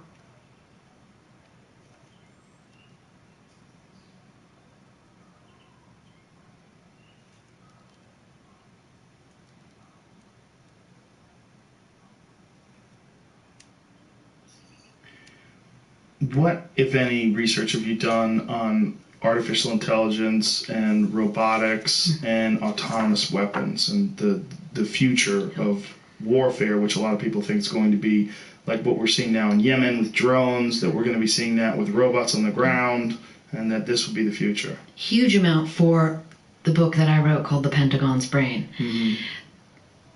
Really impactful moment was going to Los Alamos when I went there to meet a DARPA scientist who was working on an artificial brain for DARPA. I mean, this stuff is way... Artificial brain. Trying to create a system, you know, a free-thinking system. And what, his name is Garrett Kenyon, what he told me was just utterly fascinating, because again, that human thing I'm always after is like, what are you doing? Uh-huh. I mean, leave the science, you've had lots of guys on here, I'll talk to you about the high technology elements, but I'm interested in who's doing that, who's creating that science and why. And he said to me, this is like where artificial intelligence is right now with scientists who are really looking into this. It's like Magellan, you know, like who will discover the new world? Right. But on the idea of frightening artificial intelligence, he told me an interesting story about his daughter. And he said, people seem to think like, you know, facial recognition software is like telling us that we're one step away from AI, true AI.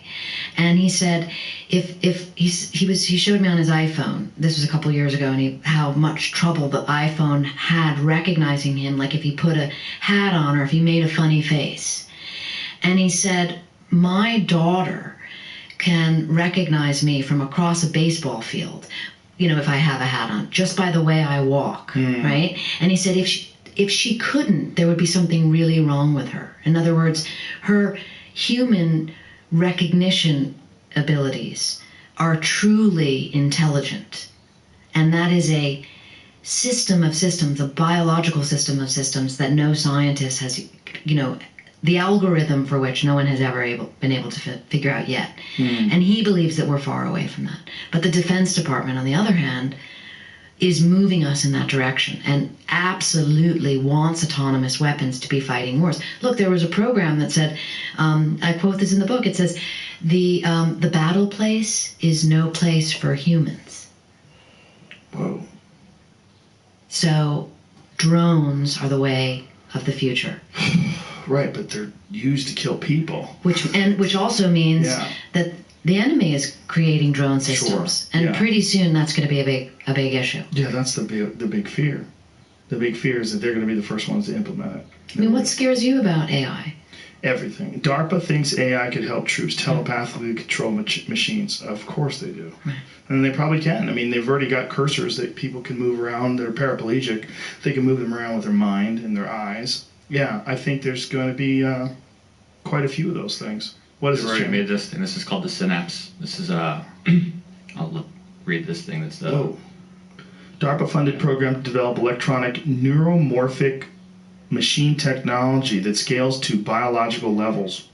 More simply stated, it is an attempt to build a new kind of computer with similar form and function to the mammalian brain. Such artificial brains would be used to build robots whose intelligence matches that of mice and cats. Jesus Christ. Robot cats. Robot cats coming to get us. Well, they created something called the Robo-Rat. That was the first biohybrid, right? So a biohybrid is when you mix an animal and a machine.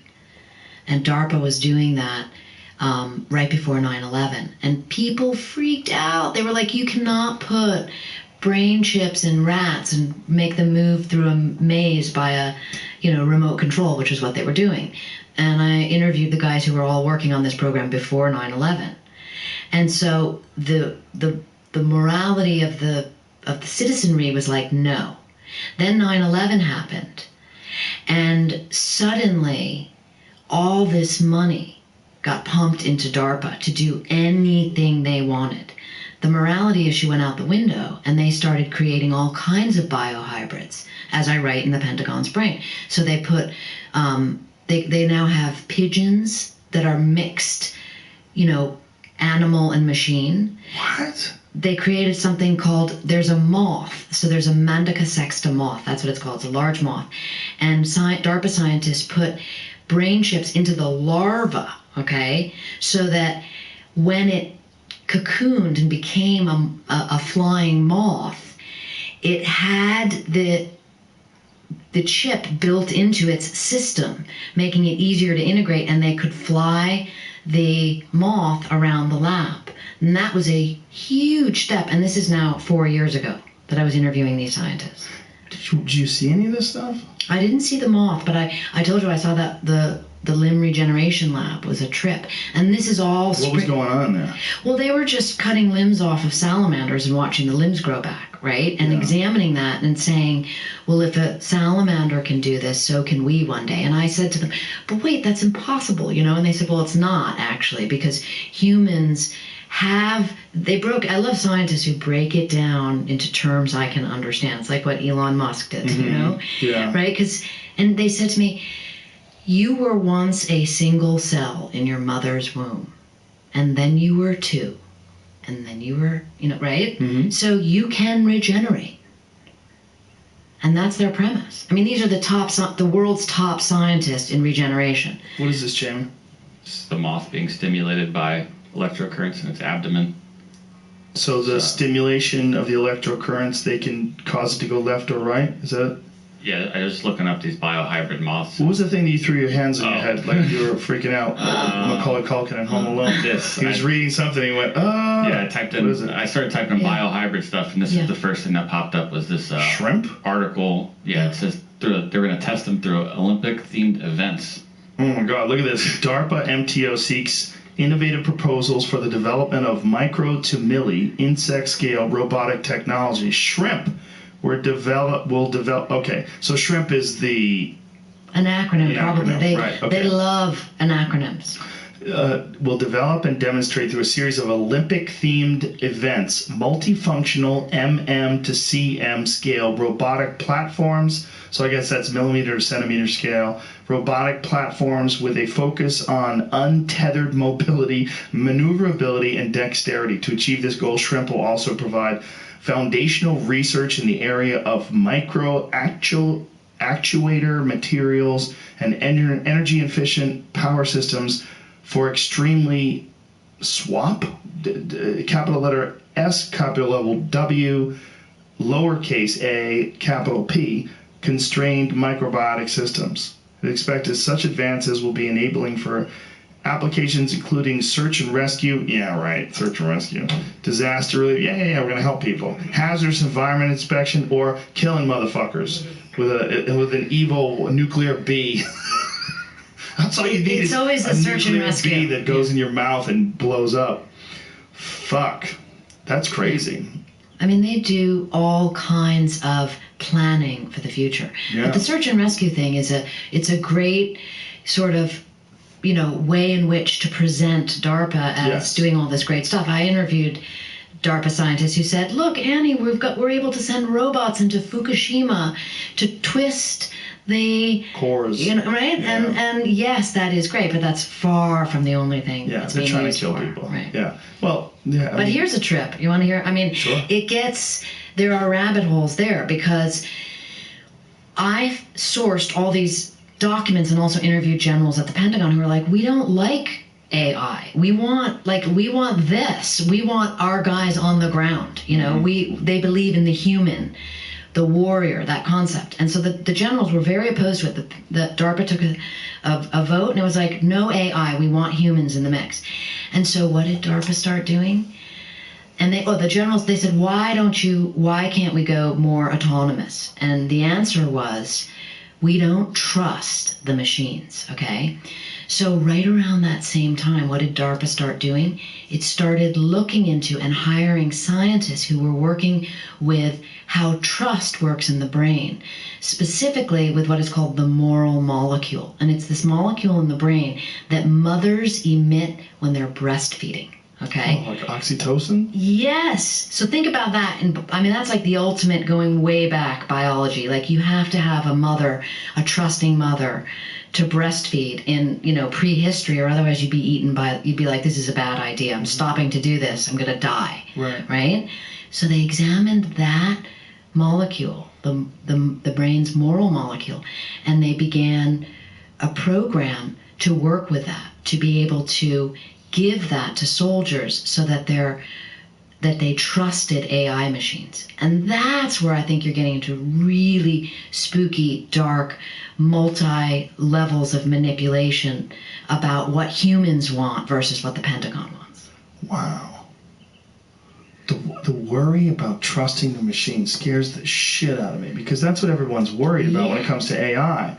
Like, that's what Elon Musk keeps warning people about, that these things are going to have superhuman capabilities and they're going to be sentient, and it's a matter of when. Absolutely. So I, as the journalist, said to myself, well, wait a minute. If the generals at the Pentagon, and that's a euphemism, but meaning the actual the guys that are in charge here don't want that, who does want this? Right. And where my research took me to was the group that wants that is what's called the Defense Science Board.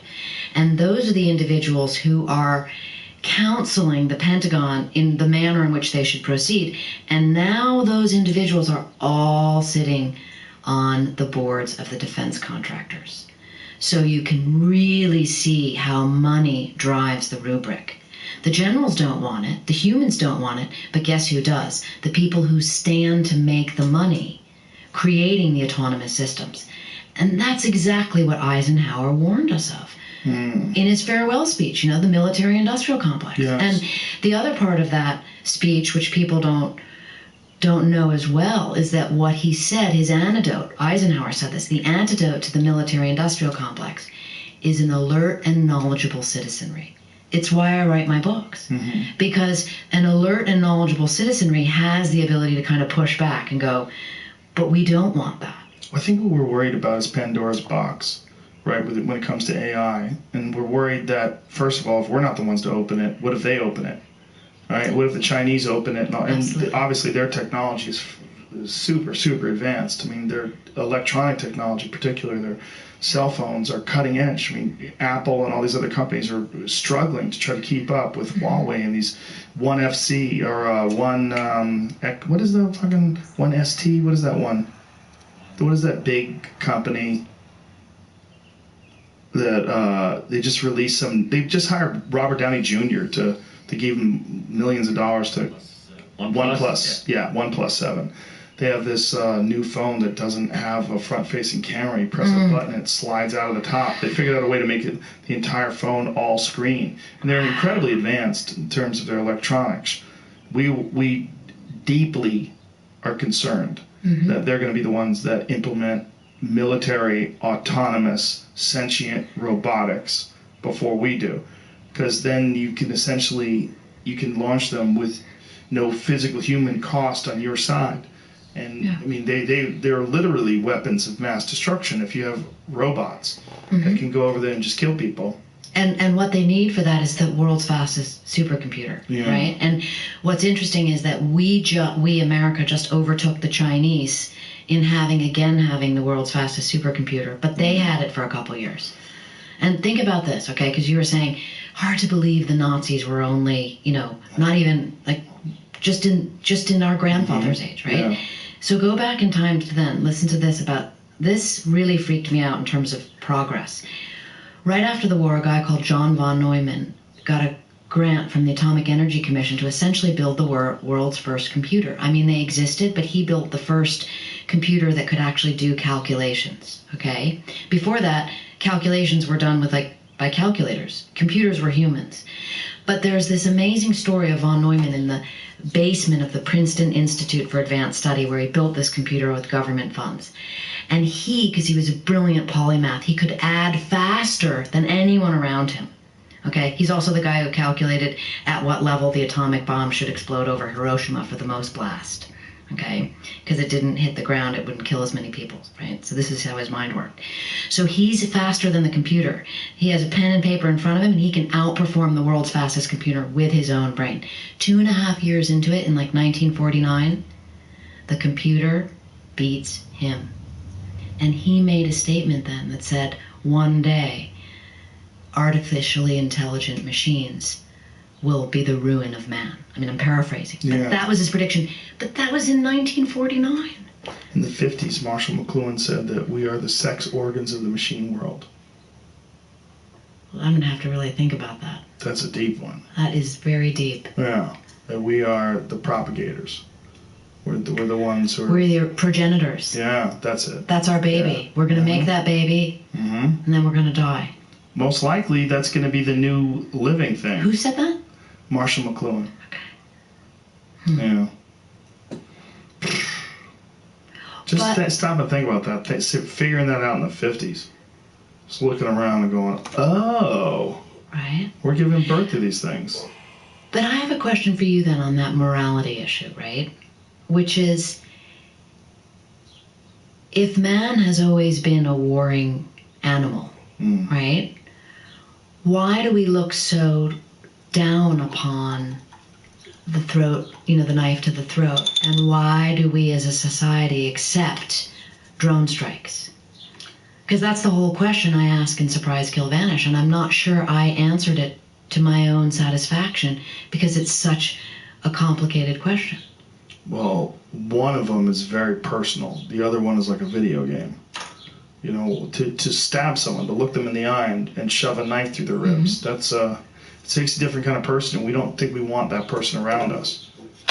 Interesting. You think it's a proximity issue? It's just different. One of them is throwing a rock at someone that's nowhere near you. Okay. The other one is beating a guy to death when he's right in front of you. It's very personal. You see someone struggling, and we don't like to think that someone can put that aside and still twist that blade. We don't want that. We don't want that on our side. We don't want our people to be noble and just. But meanwhile, when it comes to civilian casualties, drones are one of the worst invention ever in human history. If we really want to examine ourselves in terms of efficacy and the moral high ground in terms of engagement, like launching missiles at apartment buildings because you found metadata in there that indicates that most likely an Al-Qaeda operative has a cell phone in that building, like that's some shit that people have done. I mean, that has been done. And the casualty rate for civilians when it comes to drone strikes, for innocent civilians, is stunning. I think it's in the high 80%. I think we've done this before, right? Haven't we?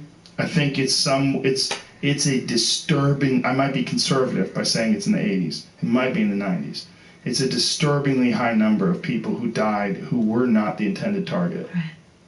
Which would be an argument for the blade. For the blade. Yeah, the blade right? is, you know who you're stabbing. And that warrior is going in there aware that he too might die. What do you got, Jamie?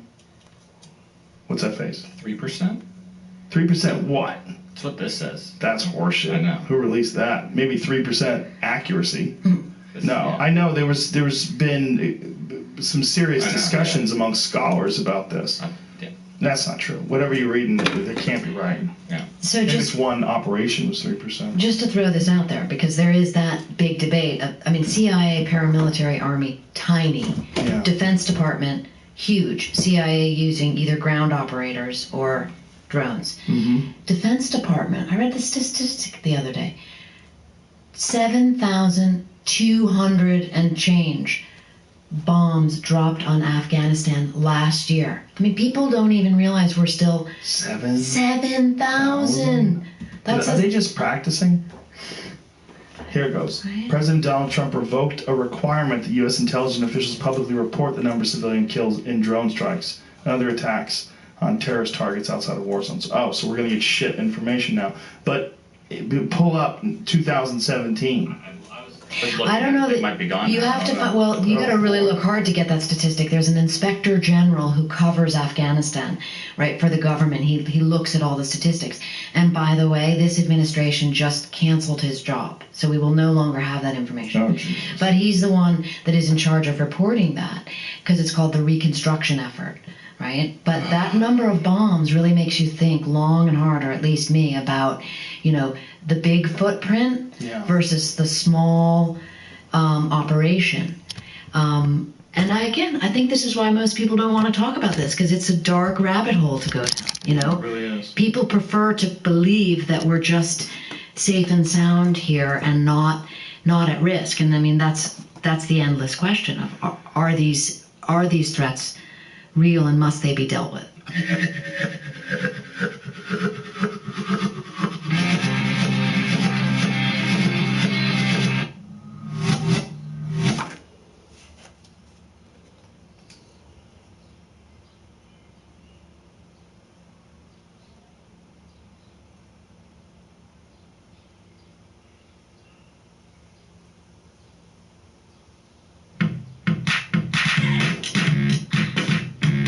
Give in to the bunny.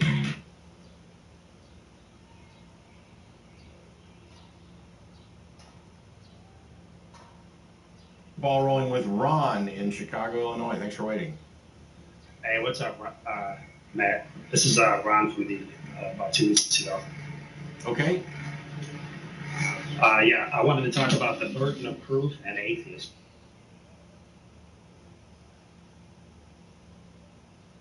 Ball rolling with Ron in Chicago, Illinois. Thanks for waiting.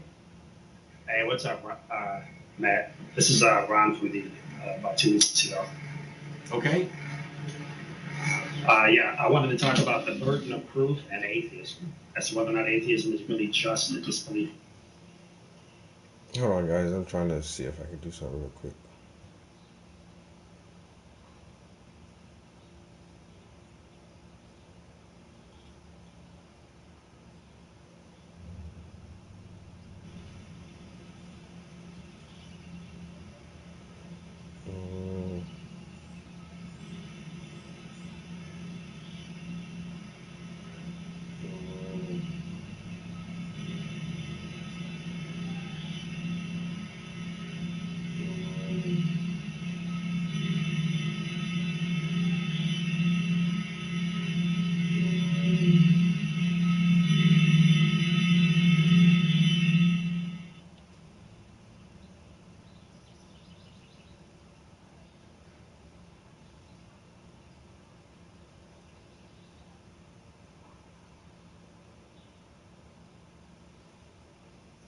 What the fuck? So I can't. I don't think I can edit it right now.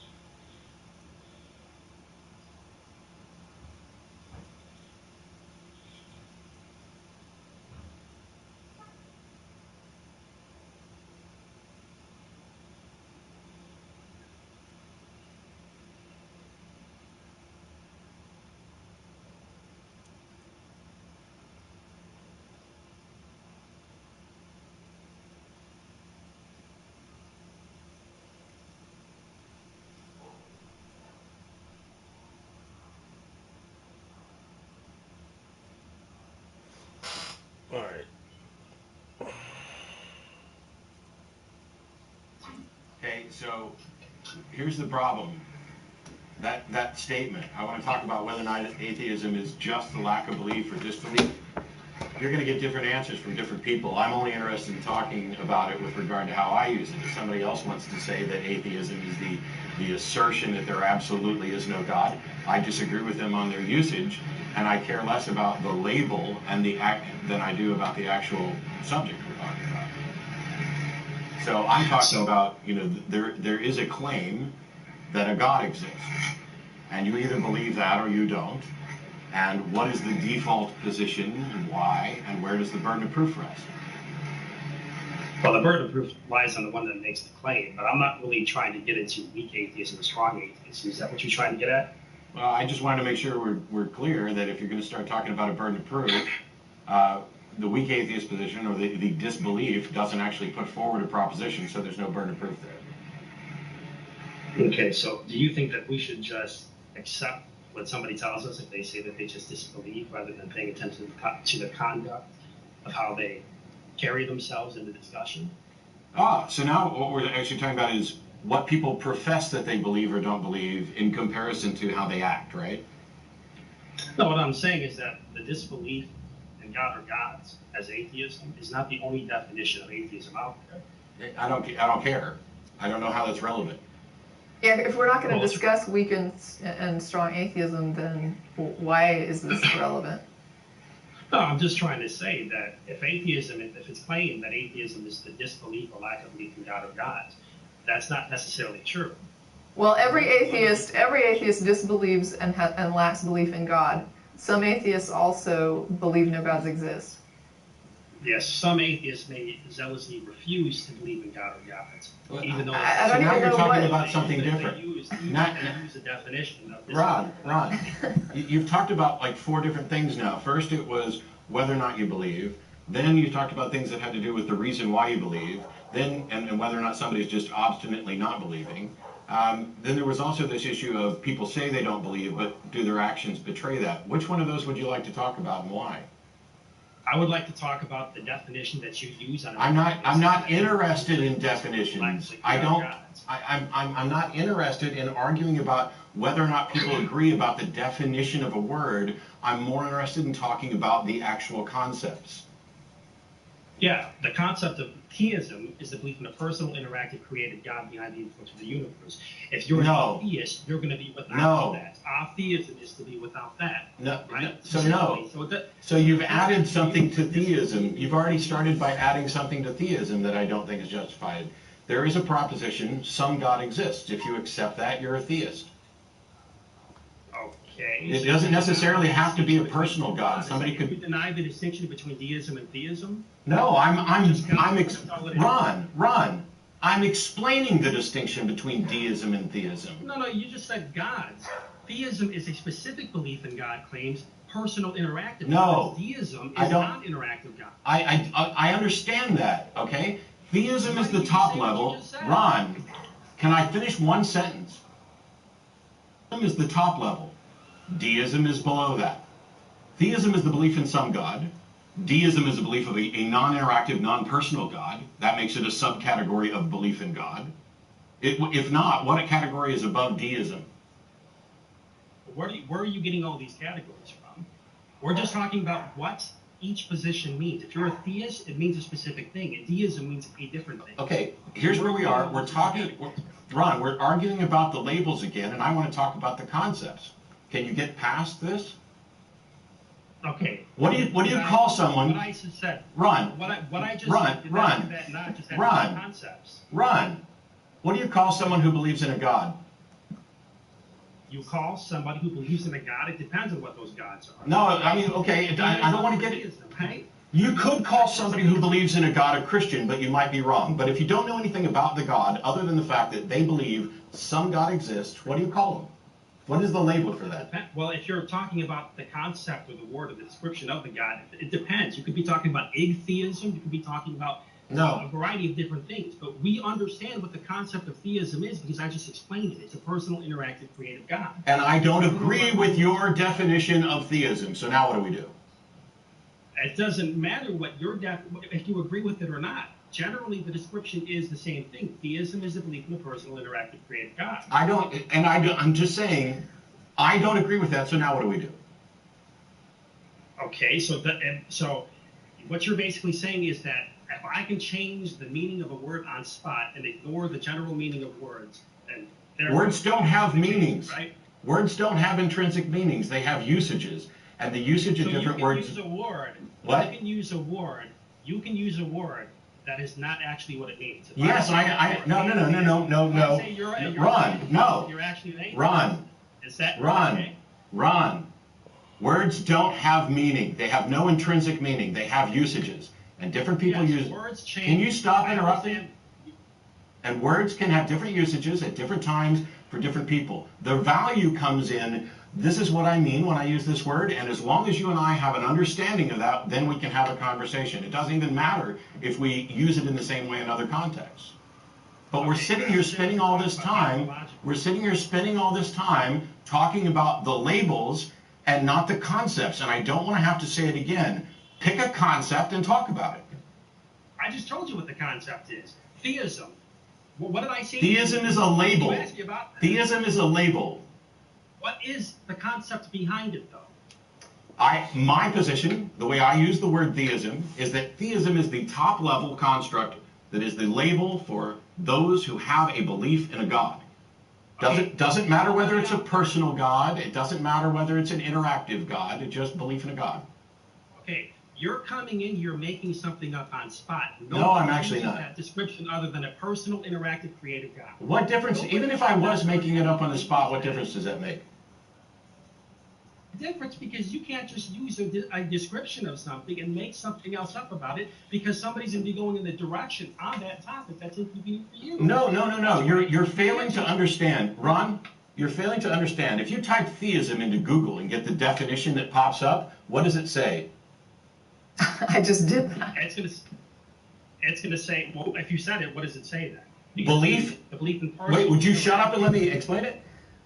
It says, belief in the existence of a God or gods, especially belief in one God as a creator of the universe, intervening in it and sustaining a personal relationship. Intervening, that's what I just told you. It doesn't say that's a requirement. Especially? That's not a requirement, Rod. Ron, did you not hear the word especially? Do you understand what that means? It means that theism, there's a comma here. Theism, belief in the existence of a God, that's the minimal.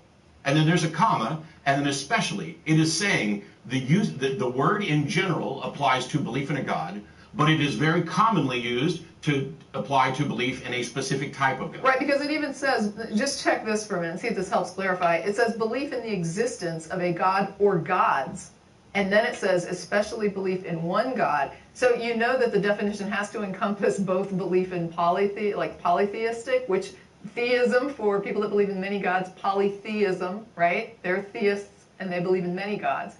So theism is about belief in a god or gods, and then there are subcategories. That's what Matt is trying to explain. Yeah, I know you're looking for the convenient description, but here's I'm looking at the definition. Dictionary.com. Here's dictionary.com. I don't give a rat's ass. That's the point.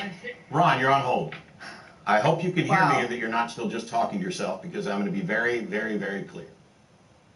Dictionaries are not authorities on what words mean. That is prescriptivist. Dictionaries describe how words are used. So we can sit here and have a dictionary battle until we get to the point where you will realize that I've already acknowledged you have a usage of theism that is common.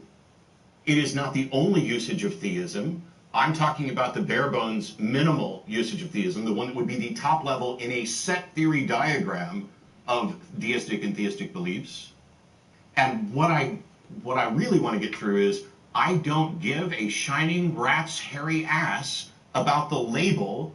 What is your point about the concept? Wait, before you put it back on, I'm at dictionary.com, and here's the definition. Dictionary.com. The belief in one God as the creator and ruler of the universe without rejection of revelation. Number 2, belief in the existence of God or gods. So we're right back at what I got out of Google. Yeah, it's the same definition we gave you earlier. So there are 2 usages that are listed in both of those definitions.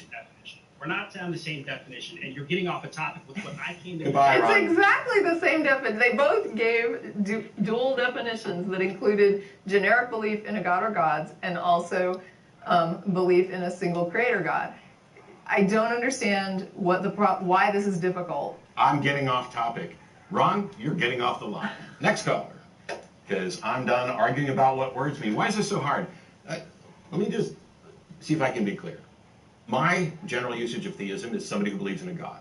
Ron thinks that the only seemingly correct usage of theism is somebody who believes in a personal God who's the creator of the universe, blah, blah, blah, blah. That, by the way, is the God of classical theism, and these are philosophical definitions that are used quite often.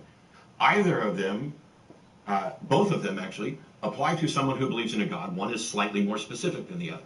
So at a minimum, I would say that the two definitions should better be categorized as a top level and then a subcategory. Theism, you believe in a God. This subcategory of classical theism, you believe in the God of classical theism. Yeah. Then there'd be a subcategory for deism. But none of that matters. Because the issue that he was going to call into was about atheism. And yes, this is oil. And the only way that discussion has any value is if you're going to either acknowledge that the non-theistic, weak atheist position has no burden of proof, it is a rejection of a claim that hasn't met its burden of proof, or if you want to try to claim that atheism is in fact making a claim and then should then have a burden of proof. And I will freely agree, if someone is asserting that there is no God, they have adopted a burden of proof. And they need to meet that burden of proof before you can be justified in accepting their claim. And the same is true for when somebody says there is a God. They've made a claim, they've now adopted a burden of proof, and before belief can be justified, they have to meet that burden of proof. That sentence makes all of this crystal clear. Because if you cannot believe until the claim, or you should not believe until the claim has met its burden of proof, then the default position is to not believe the claim. And so if the claim of theism, the proposition is that some God exists, whether it's a personal God or whatever, those are different characteristics within potential claims, but they all fit under the claim, some God exists. That's it. Whether you think it's personal or not, some God exists is the claim. The time to believe that claim is after it has met its burden of proof. And up until the time that it has, you are an atheist. You are a non-theist. You are a non-theist, an atheist, and it doesn't mean that you are putting forth a proposition. It means that you're not accepting one. I am not yet convinced that a God exists. That's it. And if you want to tell me that when I say, oh, I'm not yet convinced that a God exists, that I'm not really an atheist, I'm instead some middle ground thing between belief and non-belief, I don't know. You are very confused about the nature of propositions and burden of proof, but moreover, I don't care. If you want to say you're not really an atheist, I am under the usage that I have, that I'm talking about. And by the way, you don't get to define who is an atheist, just like I don't get to define who is a Christian.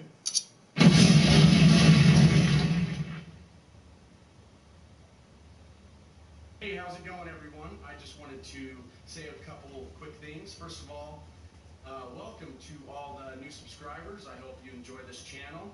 And I also want to let you guys know that I'm going to keep taking clips from the Atheist Experience. That's a great show, and it's worth getting those conversations out on the interwebs. And I'm also going to keep doing what I've been doing, making my own little videos. So I hope you guys enjoy what's going to be coming up on this channel. Please subscribe, like, share, do all that stuff. Thanks. See you next time.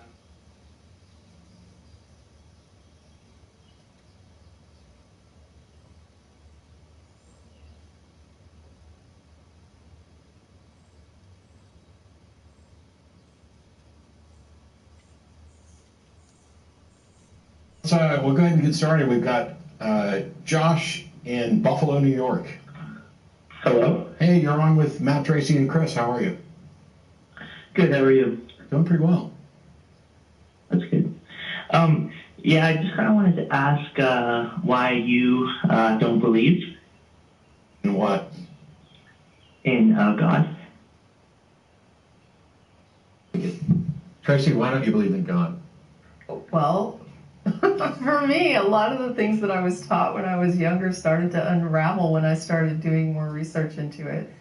I spent about 10 years kind of looking at it once the origins of the Bible started falling apart for me, and I started learning more about that. That's when Christianity sort of bit the dust. And then about 10 years later, I had spent that time talking to people about their ideas about God, trying to figure out what it was I believed, because my initial childhood beliefs I'd been taught didn't hold up.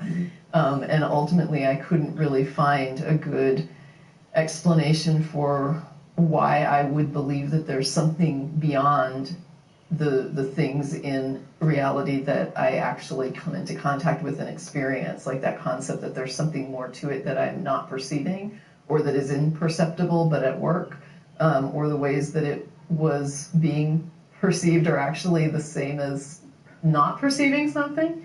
Like the idea of answered prayer, for example, the idea that something happens that is or isn't what I want. Because either way, they say God is answered. Sometimes he says no. So I started to actually realize that the things that I was interpreting as God were no different than a universe without a God. And ultimately, I couldn't find a reason to say that there is something beyond the universe. Yeah, for me, all the various God propositions I've heard have failed to meet their burden of proof. There isn't sufficient evidence for them. The arguments presented for them are either fallacious or clearly fallacious or aren't supported by facts about reality. I didn't know you go ahead. No, I was just going to say I've never believed in God. I've always been an atheist, raised in a secular household, and so I was never convinced. Any of the arguments that I heard never convinced me to start believing in a God. Okay. Hey, go ahead, Josh. Does that answer your question? Yeah, kind of. So, but I mean, wouldn't you say that we all have beliefs that we can't justify, like sure, on a deep level? Sure, but the question is, should we have those beliefs? Right. If you become aware of them, should you keep them? Yeah. No, like I'm talking about like claims that just can't be justified, not like the irrationality of humans, but just like the philosophical process. Like, well, if you understand that a claim does not, and I won't say can't because I don't want to go down the road and pretend that we can always determine whether or not something could be demonstrated. But if there's a claim and you recognize simultaneously that there currently isn't sufficient evidence to warrant it, and you accept that it's true, you are by definition being irrational. Okay, but there are like claims like minds existing, like the past existing, like so there's evidence there's evidence for those, and while there may be problems, it's just pragmatic that I accept that. So here you could look at it as Occam's razor or the null hypothesis, however you want to view it. Is it possible or is it not? Is it the case that I can't demonstrate that the universe didn't start 2 seconds ago and that I'm in fact the only mind? I can't demonstrate that. However, if I act on that, if I act as if I'm in the Matrix or my memories are fictitious or whatever, what does that benefit me? I'm stuck dealing with the world that I actually experience, whether it's the real world or not or anything along those lines. Well, I would just like to add, though, what you're talking about is a situation where even if you took it as contingent, right? Like, let's say I accept, I can't really know that this is in fact true. But it is what I'm presented with. Would you agree with that? It's what I'm presented with. Now, wait, whether it's justifiable or not, it is what I am presented with. Like, I have this situation where it seems as though I have memories, whether or not those memories. Okay. Exactly. But when the exact same thing about my God. Okay, but here's the problem. You have to let me finish. I am not presented with a God. So when I'm saying I believe a God, what I'm saying is I'm actually inventing a belief in something which is not presented to me, that I am assuming is there despite the fact that there's no presentation. Right. I'm not, so yeah, so for you that wouldn't work, right? Like, okay. Like if why is it different for you? Okay, because I actually do experience a God in that kind of way you're talking about. What can you tell us what you mean by experiencing God and how you determined that it's a God? Like the same thing I already kind of talked about, right? Like can you please explain to me how you know the world didn't come into being 5 seconds ago and how what evidence you have? Josh, that's not an experience of God. That's a question about whether or not you can demonstrate a solution to hard solipsism. You said you experience a God. I want to know what you mean by experience a God and how you determine that it's a God that you're experiencing.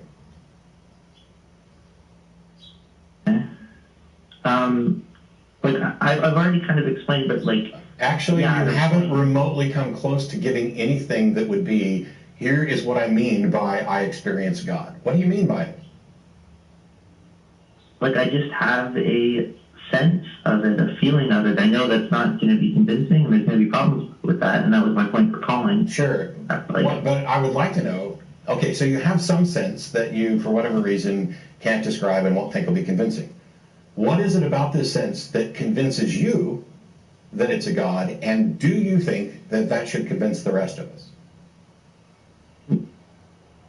No. I'm only talking about the rationality of specific religious beliefs for some people, just like you directly perceive the world being real, and it's you said pragmatic, things like that. I feel like I can say the same kind of thing about my God. Okay, I understand what you're saying. Here's the thing. You and I, just the two of us, we're the only ones here. Yeah. We both experience reality, correct? Yeah. Okay. Well, okay. Okay, I guess. Something's real, okay. You and I, are you convinced that you share the same reality that I do? That we exist and can communicate, we're both real within this reality? Oh, yeah. Okay. Yeah. Now, we both have this shared belief. Yeah. Only one of us is claiming to have experience of God. Uh-huh. And your experience of God is, the closest you've come is just saying it's a feeling. Yeah. Okay. What makes you think that feeling is a God and not just a feeling? What makes me think that?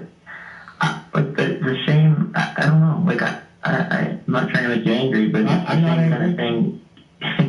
I know, but you probably will be if I continue. Like, this the same sort of thing where you can't justify your senses being real, but you just kind of work as if they are, and you can't justify it to anyone else. Do you care if your beliefs are true? Yes. So if you became convinced of something, wouldn't you want to actually explore to find out as best you could whether or not it's true? Yes. So how is it that you have explored your feeling of God to confirm that it is in fact God, or that you have a good reason to think that there's a God? Well, I'm kind of admitting that there isn't a good reason for other people, but I'm saying, like... I'm asking about you. Yeah, for me it's just a properly basic belief that I just... Okay, then, so just for everybody who's watching, saying that God is a properly basic belief basically is an admission that it's unjustifiable, but you're going to believe it anyway. It doesn't actually offer anything to confirm it, and you might as well have just said, this is what I think, I can't prove it, and what kind of conversation could we possibly have about that?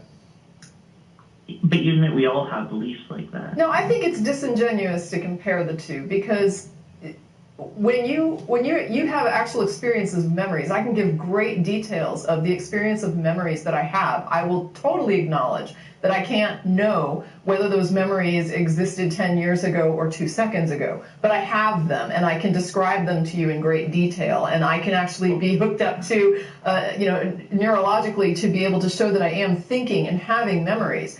But what we're talking about when you use God, you're saying that despite the fact that you are not presented with something, right? Because you can't even describe it, and you're saying that it's a feeling. We all have feelings. The story of my religious experience, that wasn't really my point for calling. But if you're going to say that you are similarly, I love the frozen graphic.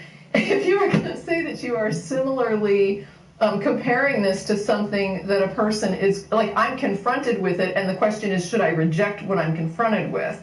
That's what you're saying, is why wouldn't you reject the only thing that you're confronted with, even though there's no other options available to me? But with this, what you've described so far with God is basically moving toward a belief in something that you are not necessarily confronted with in a way that you have to then opt to deny, at least not from what you've described.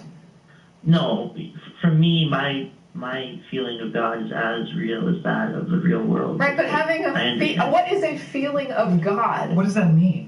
What is a sense of the real world? I don't know. Here's a sense of the real world. Like, if I punch this book really hard, I could break a finger and that would hurt a lot. That's a sense of the real world. I'm not saying that I know. What I'm saying is that it's an experience of which I have no alternative options to reach for as an explanation. It's like it feels like pain, and I'm experiencing pain, and I know it's pain, but I'm not saying it's pain put there by God. You're saying you have this feeling. Okay, you have a feeling. I believe you, but you're saying this feeling is God, and Matt is asking, how have you come to that conclusion? And the thing here is, here's a DVD. Is this a DVD, Tracy? Yeah. Is this a DVD? It is. So now we have independent confirmation from 3 people that we are apparently experiencing the same thing, and we can describe it in amazing detail. Is it wrapped in plastic? Yes. With a cardboard cover?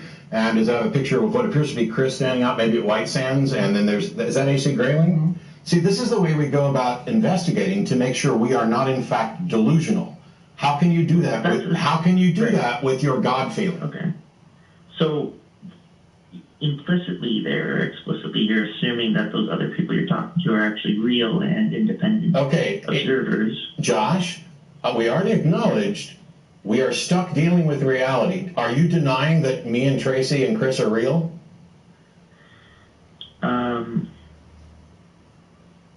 Am I denying that? Why did you call us? Right? I mean, it's okay. So then let's drop the absurdities of saying, well, you can't even prove you're real. What you're doing is arguing that a lack of absolute certainty means that everything becomes a faith-based position and it's all equally improbable or improvable. And that is simply not true. The fact that we have, for example, you see, are you looking at this screen? No. Oh, okay. Well, do you believe that myself, Tracy, and Chris are sitting here doing a show and talking to you over a telephone line? Yes. Okay. Do you also believe that there's a unicorn in the room with us? Maybe. I don't know. I can't see. Maybe you have like a little stuffed animal or something. I don't know. I mean a real, live, living, breathing, loves virgins unicorn. No. Why not? Yeah, because based on my experience of the world, I don't think something like that is very likely. Okay. What if I told you I had a feeling that I called unicorn? Would that convince you? If you no, that wouldn't convince me. All right. Now let me finish the question. The fact that I have a feeling that that I'm calling unicorn here, should that be sufficient to convince me that there's a unicorn here? I guess it kind of depends on that feeling. You're taking something that's just a material kind of thing, and it's not like God in the same way. Now, it doesn't matter if it's like God, Josh. This is about the primacy of experience. And if you're going to argue that because you have a feeling that you identify as God, that you are therefore justified in accepting that there is a God, then your argument means that any feeling that you have, you are justified. Well, it's be like saying that I feel like my spouse is unfaithful, and whether he is or not, because I feel like they're cheating on me, they are. I wouldn't believe that. That's not the way we Those verify are all reality. expanding from your properly basic belief. So, like, the feeling that your spouse is cheating on you isn't a properly basic belief. It's something that's Okay, I don't think that the belief in God is a properly basic belief. As a matter of fact, I think the mistake you're making is taking the limited set of. We should have as few properly basic beliefs as are necessary. Right. If we're going to have any. Is that a properly basic belief? We're done.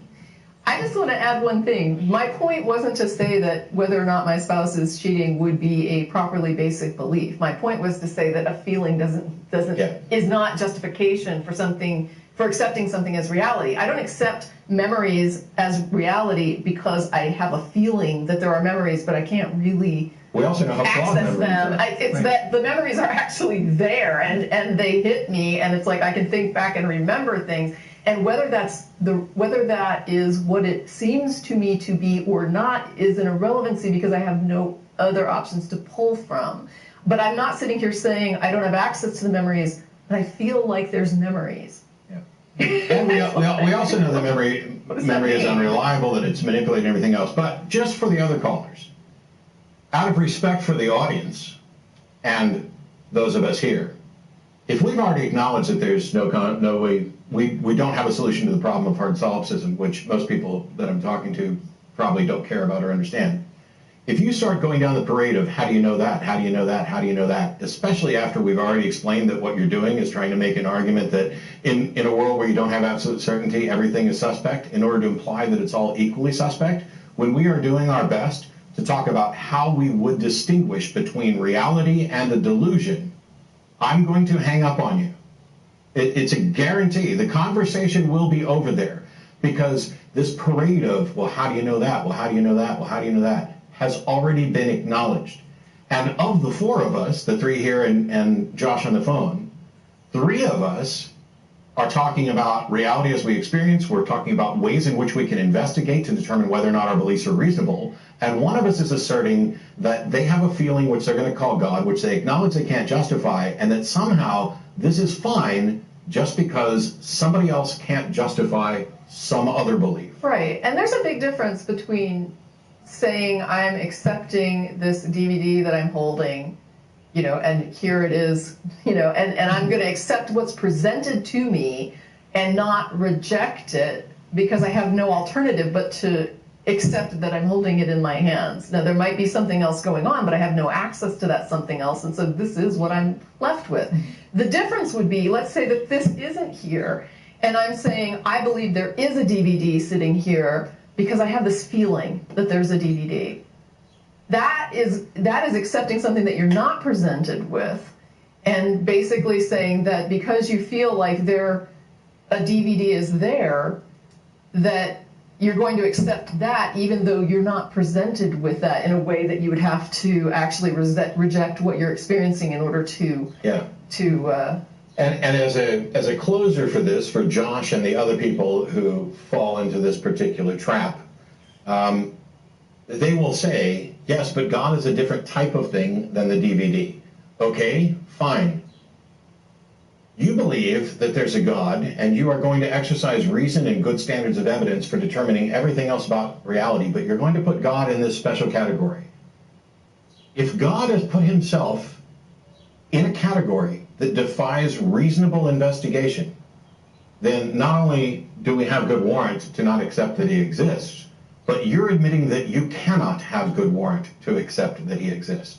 It's not the fault of reason or science that it can't investigate the supernatural, that we can't confirm that your God exists. But if you're going to call in to specifically admit that you can't demonstrate that God exists, but that you feel personally justified because you feel it, and this isn't something that anybody can investigate or confirm, you're basically calling in to acknowledge to the world that you have no good reason for your belief, but you're sticking with it anyway.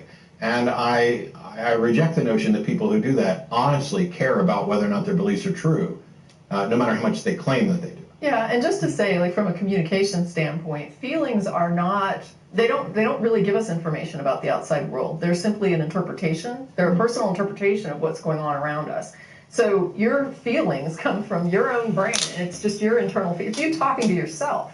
It's not really giving you information. A feeling of fear may or may not be justified. If I fear for my life, I think Chris is going to murder me after the show or something, that might be completely unjustified. The fact that I feel it isn't telling me anything about Chris or what Chris plans to do after the show. It's simply about my own interpretation of something, whatever has caused me to be afraid and whatever has caused me to think that, someone's going to do something like that.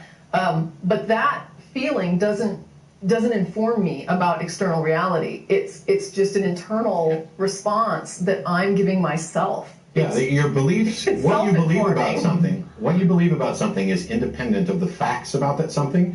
And what we're talking about is, do we have good reason to believe that your feelings about the facts are accurate, that your internal model of reality matches reality?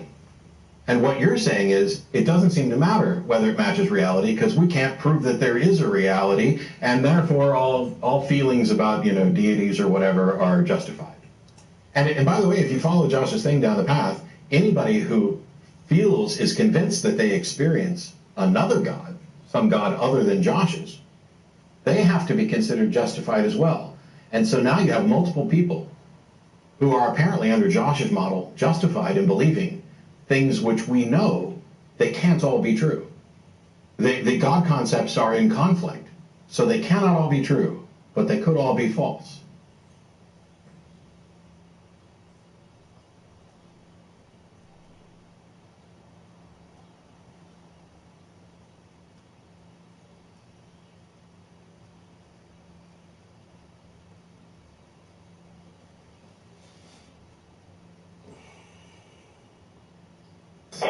Anyway, Kenny in Elk Grove, how are you? What up? Hi, Matt.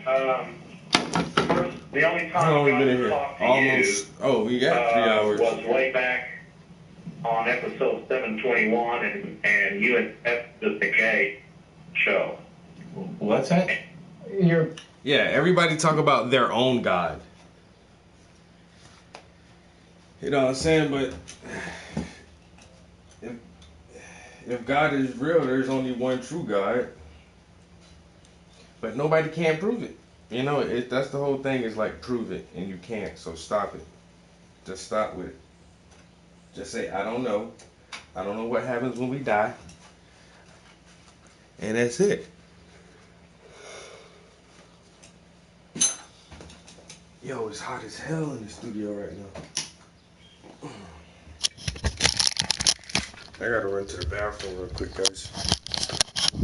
Might go a little bit longer. I'm not sure. 'Cause I'm sweating. I need to put a AC or a fan up in this bad boy, like soon.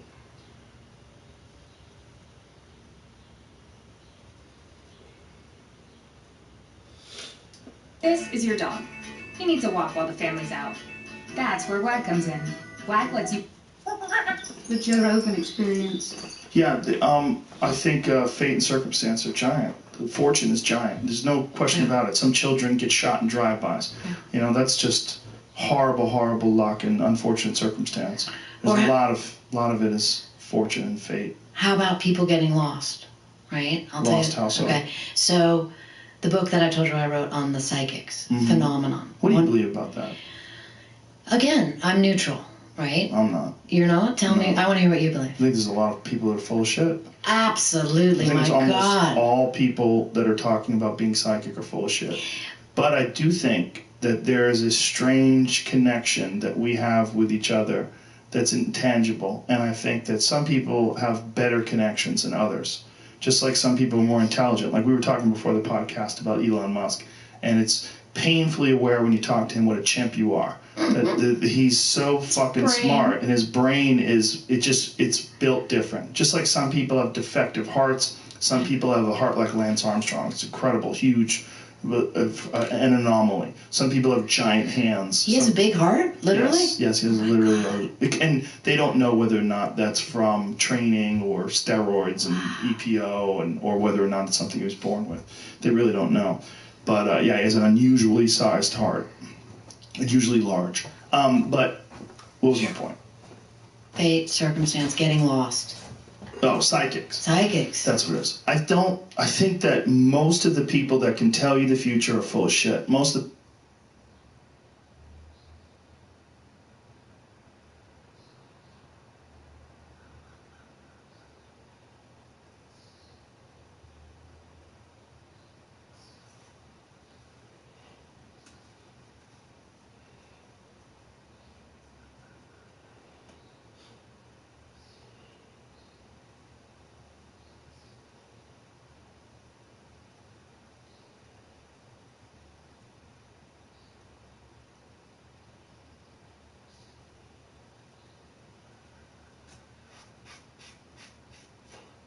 Arnold Schwarzenegger got drop kicked. I still can't get over that.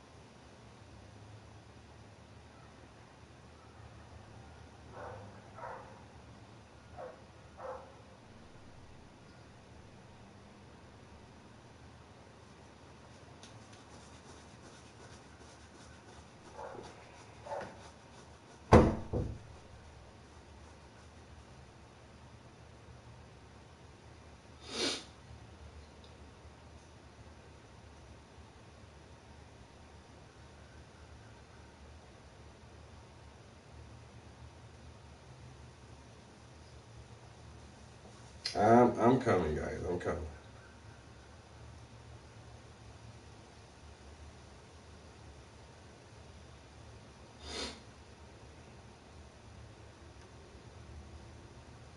Yo, people still commenting on that fucking question. Oh my God.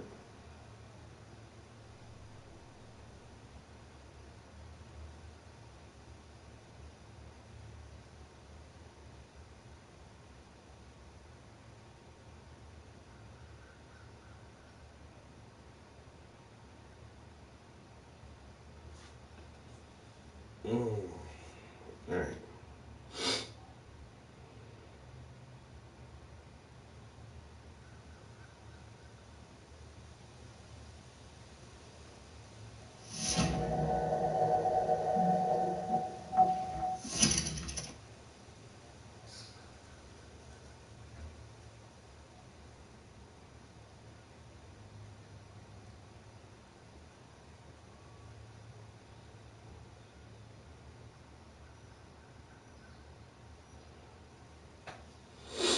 But that's the thing, Micah, is how does God pick one chosen people? The God of Abraham, Isaac, Jacob, Moses. You know what I'm saying? Like, God just had one chosen people throughout the whole Bible, right? And then after Jacob and Abraham, all these motherfuckers died. It came down to Moses. Not Moses, but Noah. Basically, Noah, the ancestor from all those dudes.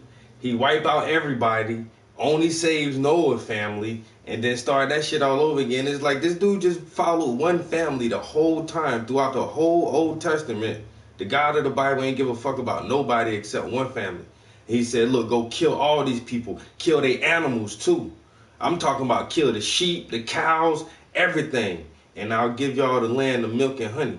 That shit don't sound like no good God to me, yo. You know what I'm saying? He tell people how to enslave motherfuckers. And he the one dude, he struck the dude down because he ain't want to fuck his brother's sister. I mean his brother's wife. God said, yo, I need you to get your brother's wife pregnant. The dude was like, I don't really want to do it. God was like, you got to. So the dude banging his dead brother's wife, and then as soon as he about to come, he pull out. He busts on the ground. He was like, man, I can't get my brother's wife pregnant. And then God killed that motherfucker for that shit. That's a crazy ass guy, yo. You feel what I'm saying? That ain't my God. Yeah, he just followed one damn family the whole time. That sounds like some genetic experiment. And then he said, he didn't say there aren't any other guys. He said just don't worship the other guys like Baal and all these other motherfuckers in Baphomet, because they was just as real. They was just as real as he was, apparently. But he had his own chosen people and his own covenant. But he ain't ever say there aren't any other gods.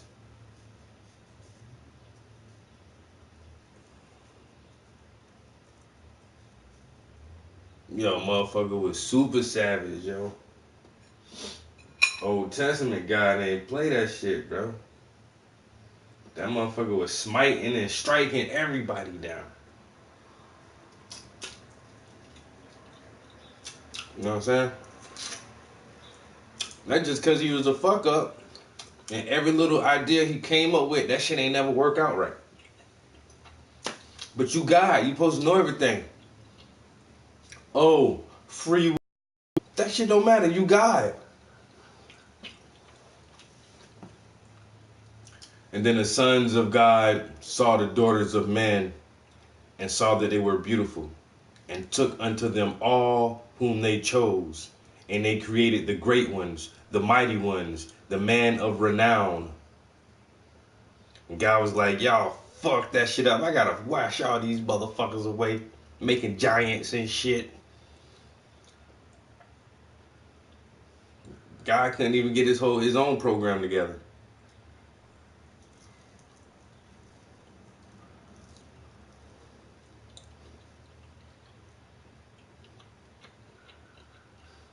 There's no other gods but him.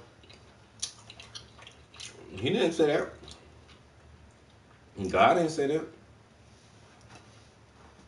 God said, don't worship any other gods.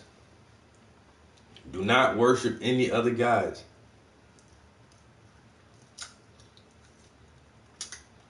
He did not say there aren't any other gods. And that's why he even had to have help. He had to have help from his homies. That's why they said, let us make man in our image, after our likeness. I mean, that is if you believe in all that shit, yo.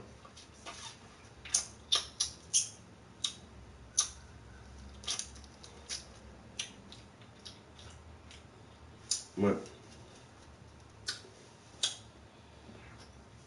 once again, some of the oldest people on the planet of the earth are the Sentinelese people from Sentinel Island. They the oldest people on the earth. So if God said, let us make man in our image after our likeness, that motherfucker must have been black as shit, yo.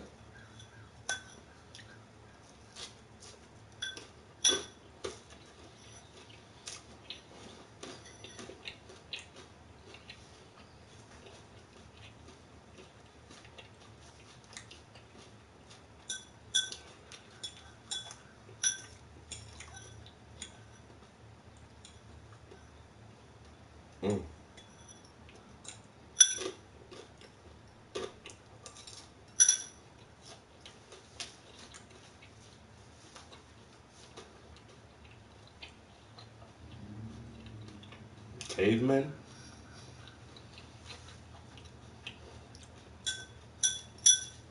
Man, don't let the Bible confuse you, bro.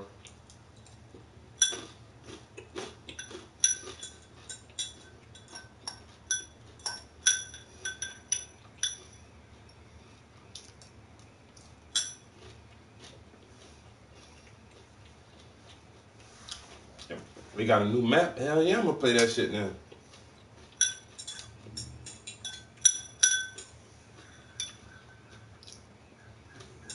I've been watching some video for the new Ghost Recon game.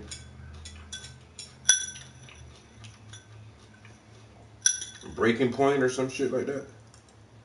Balling Point. Delicious. All right.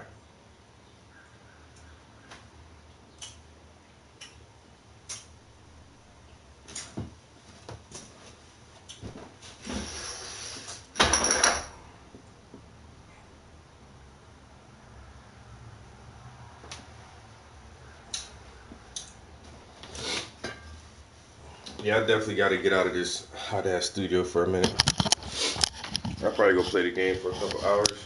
Come back in here and finish working on the work uniform. He just has on the blue work dicky suit with the blue shirt and blue pants. So I got one layer of paint on his skin. I'll come back down. Up. Come back up here and later on when it cools off a little bit. And like I say, I work on his pants, and then I probably go up to the top of the canvas and start working on the house, pulling all those, you can see all the lines from the vinyl siding and the lines for the roof of the porch, and start pulling those lines after I get the main subject finished, which shouldn't take too much longer, maybe another hour or so. So I'll probably just chill in the house all day, guys. I don't really plan on going nowhere or doing nothing. I'm gonna go downstairs and stream some video games for a couple hours, and then come back up in here and stream some more art for a couple hours. And that's basically gonna be my day. I love days like this.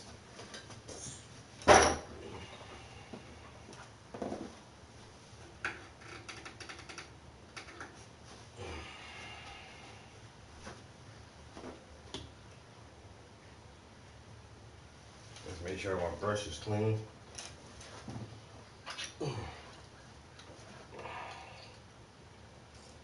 Alright guys, I'll be downstairs in a few.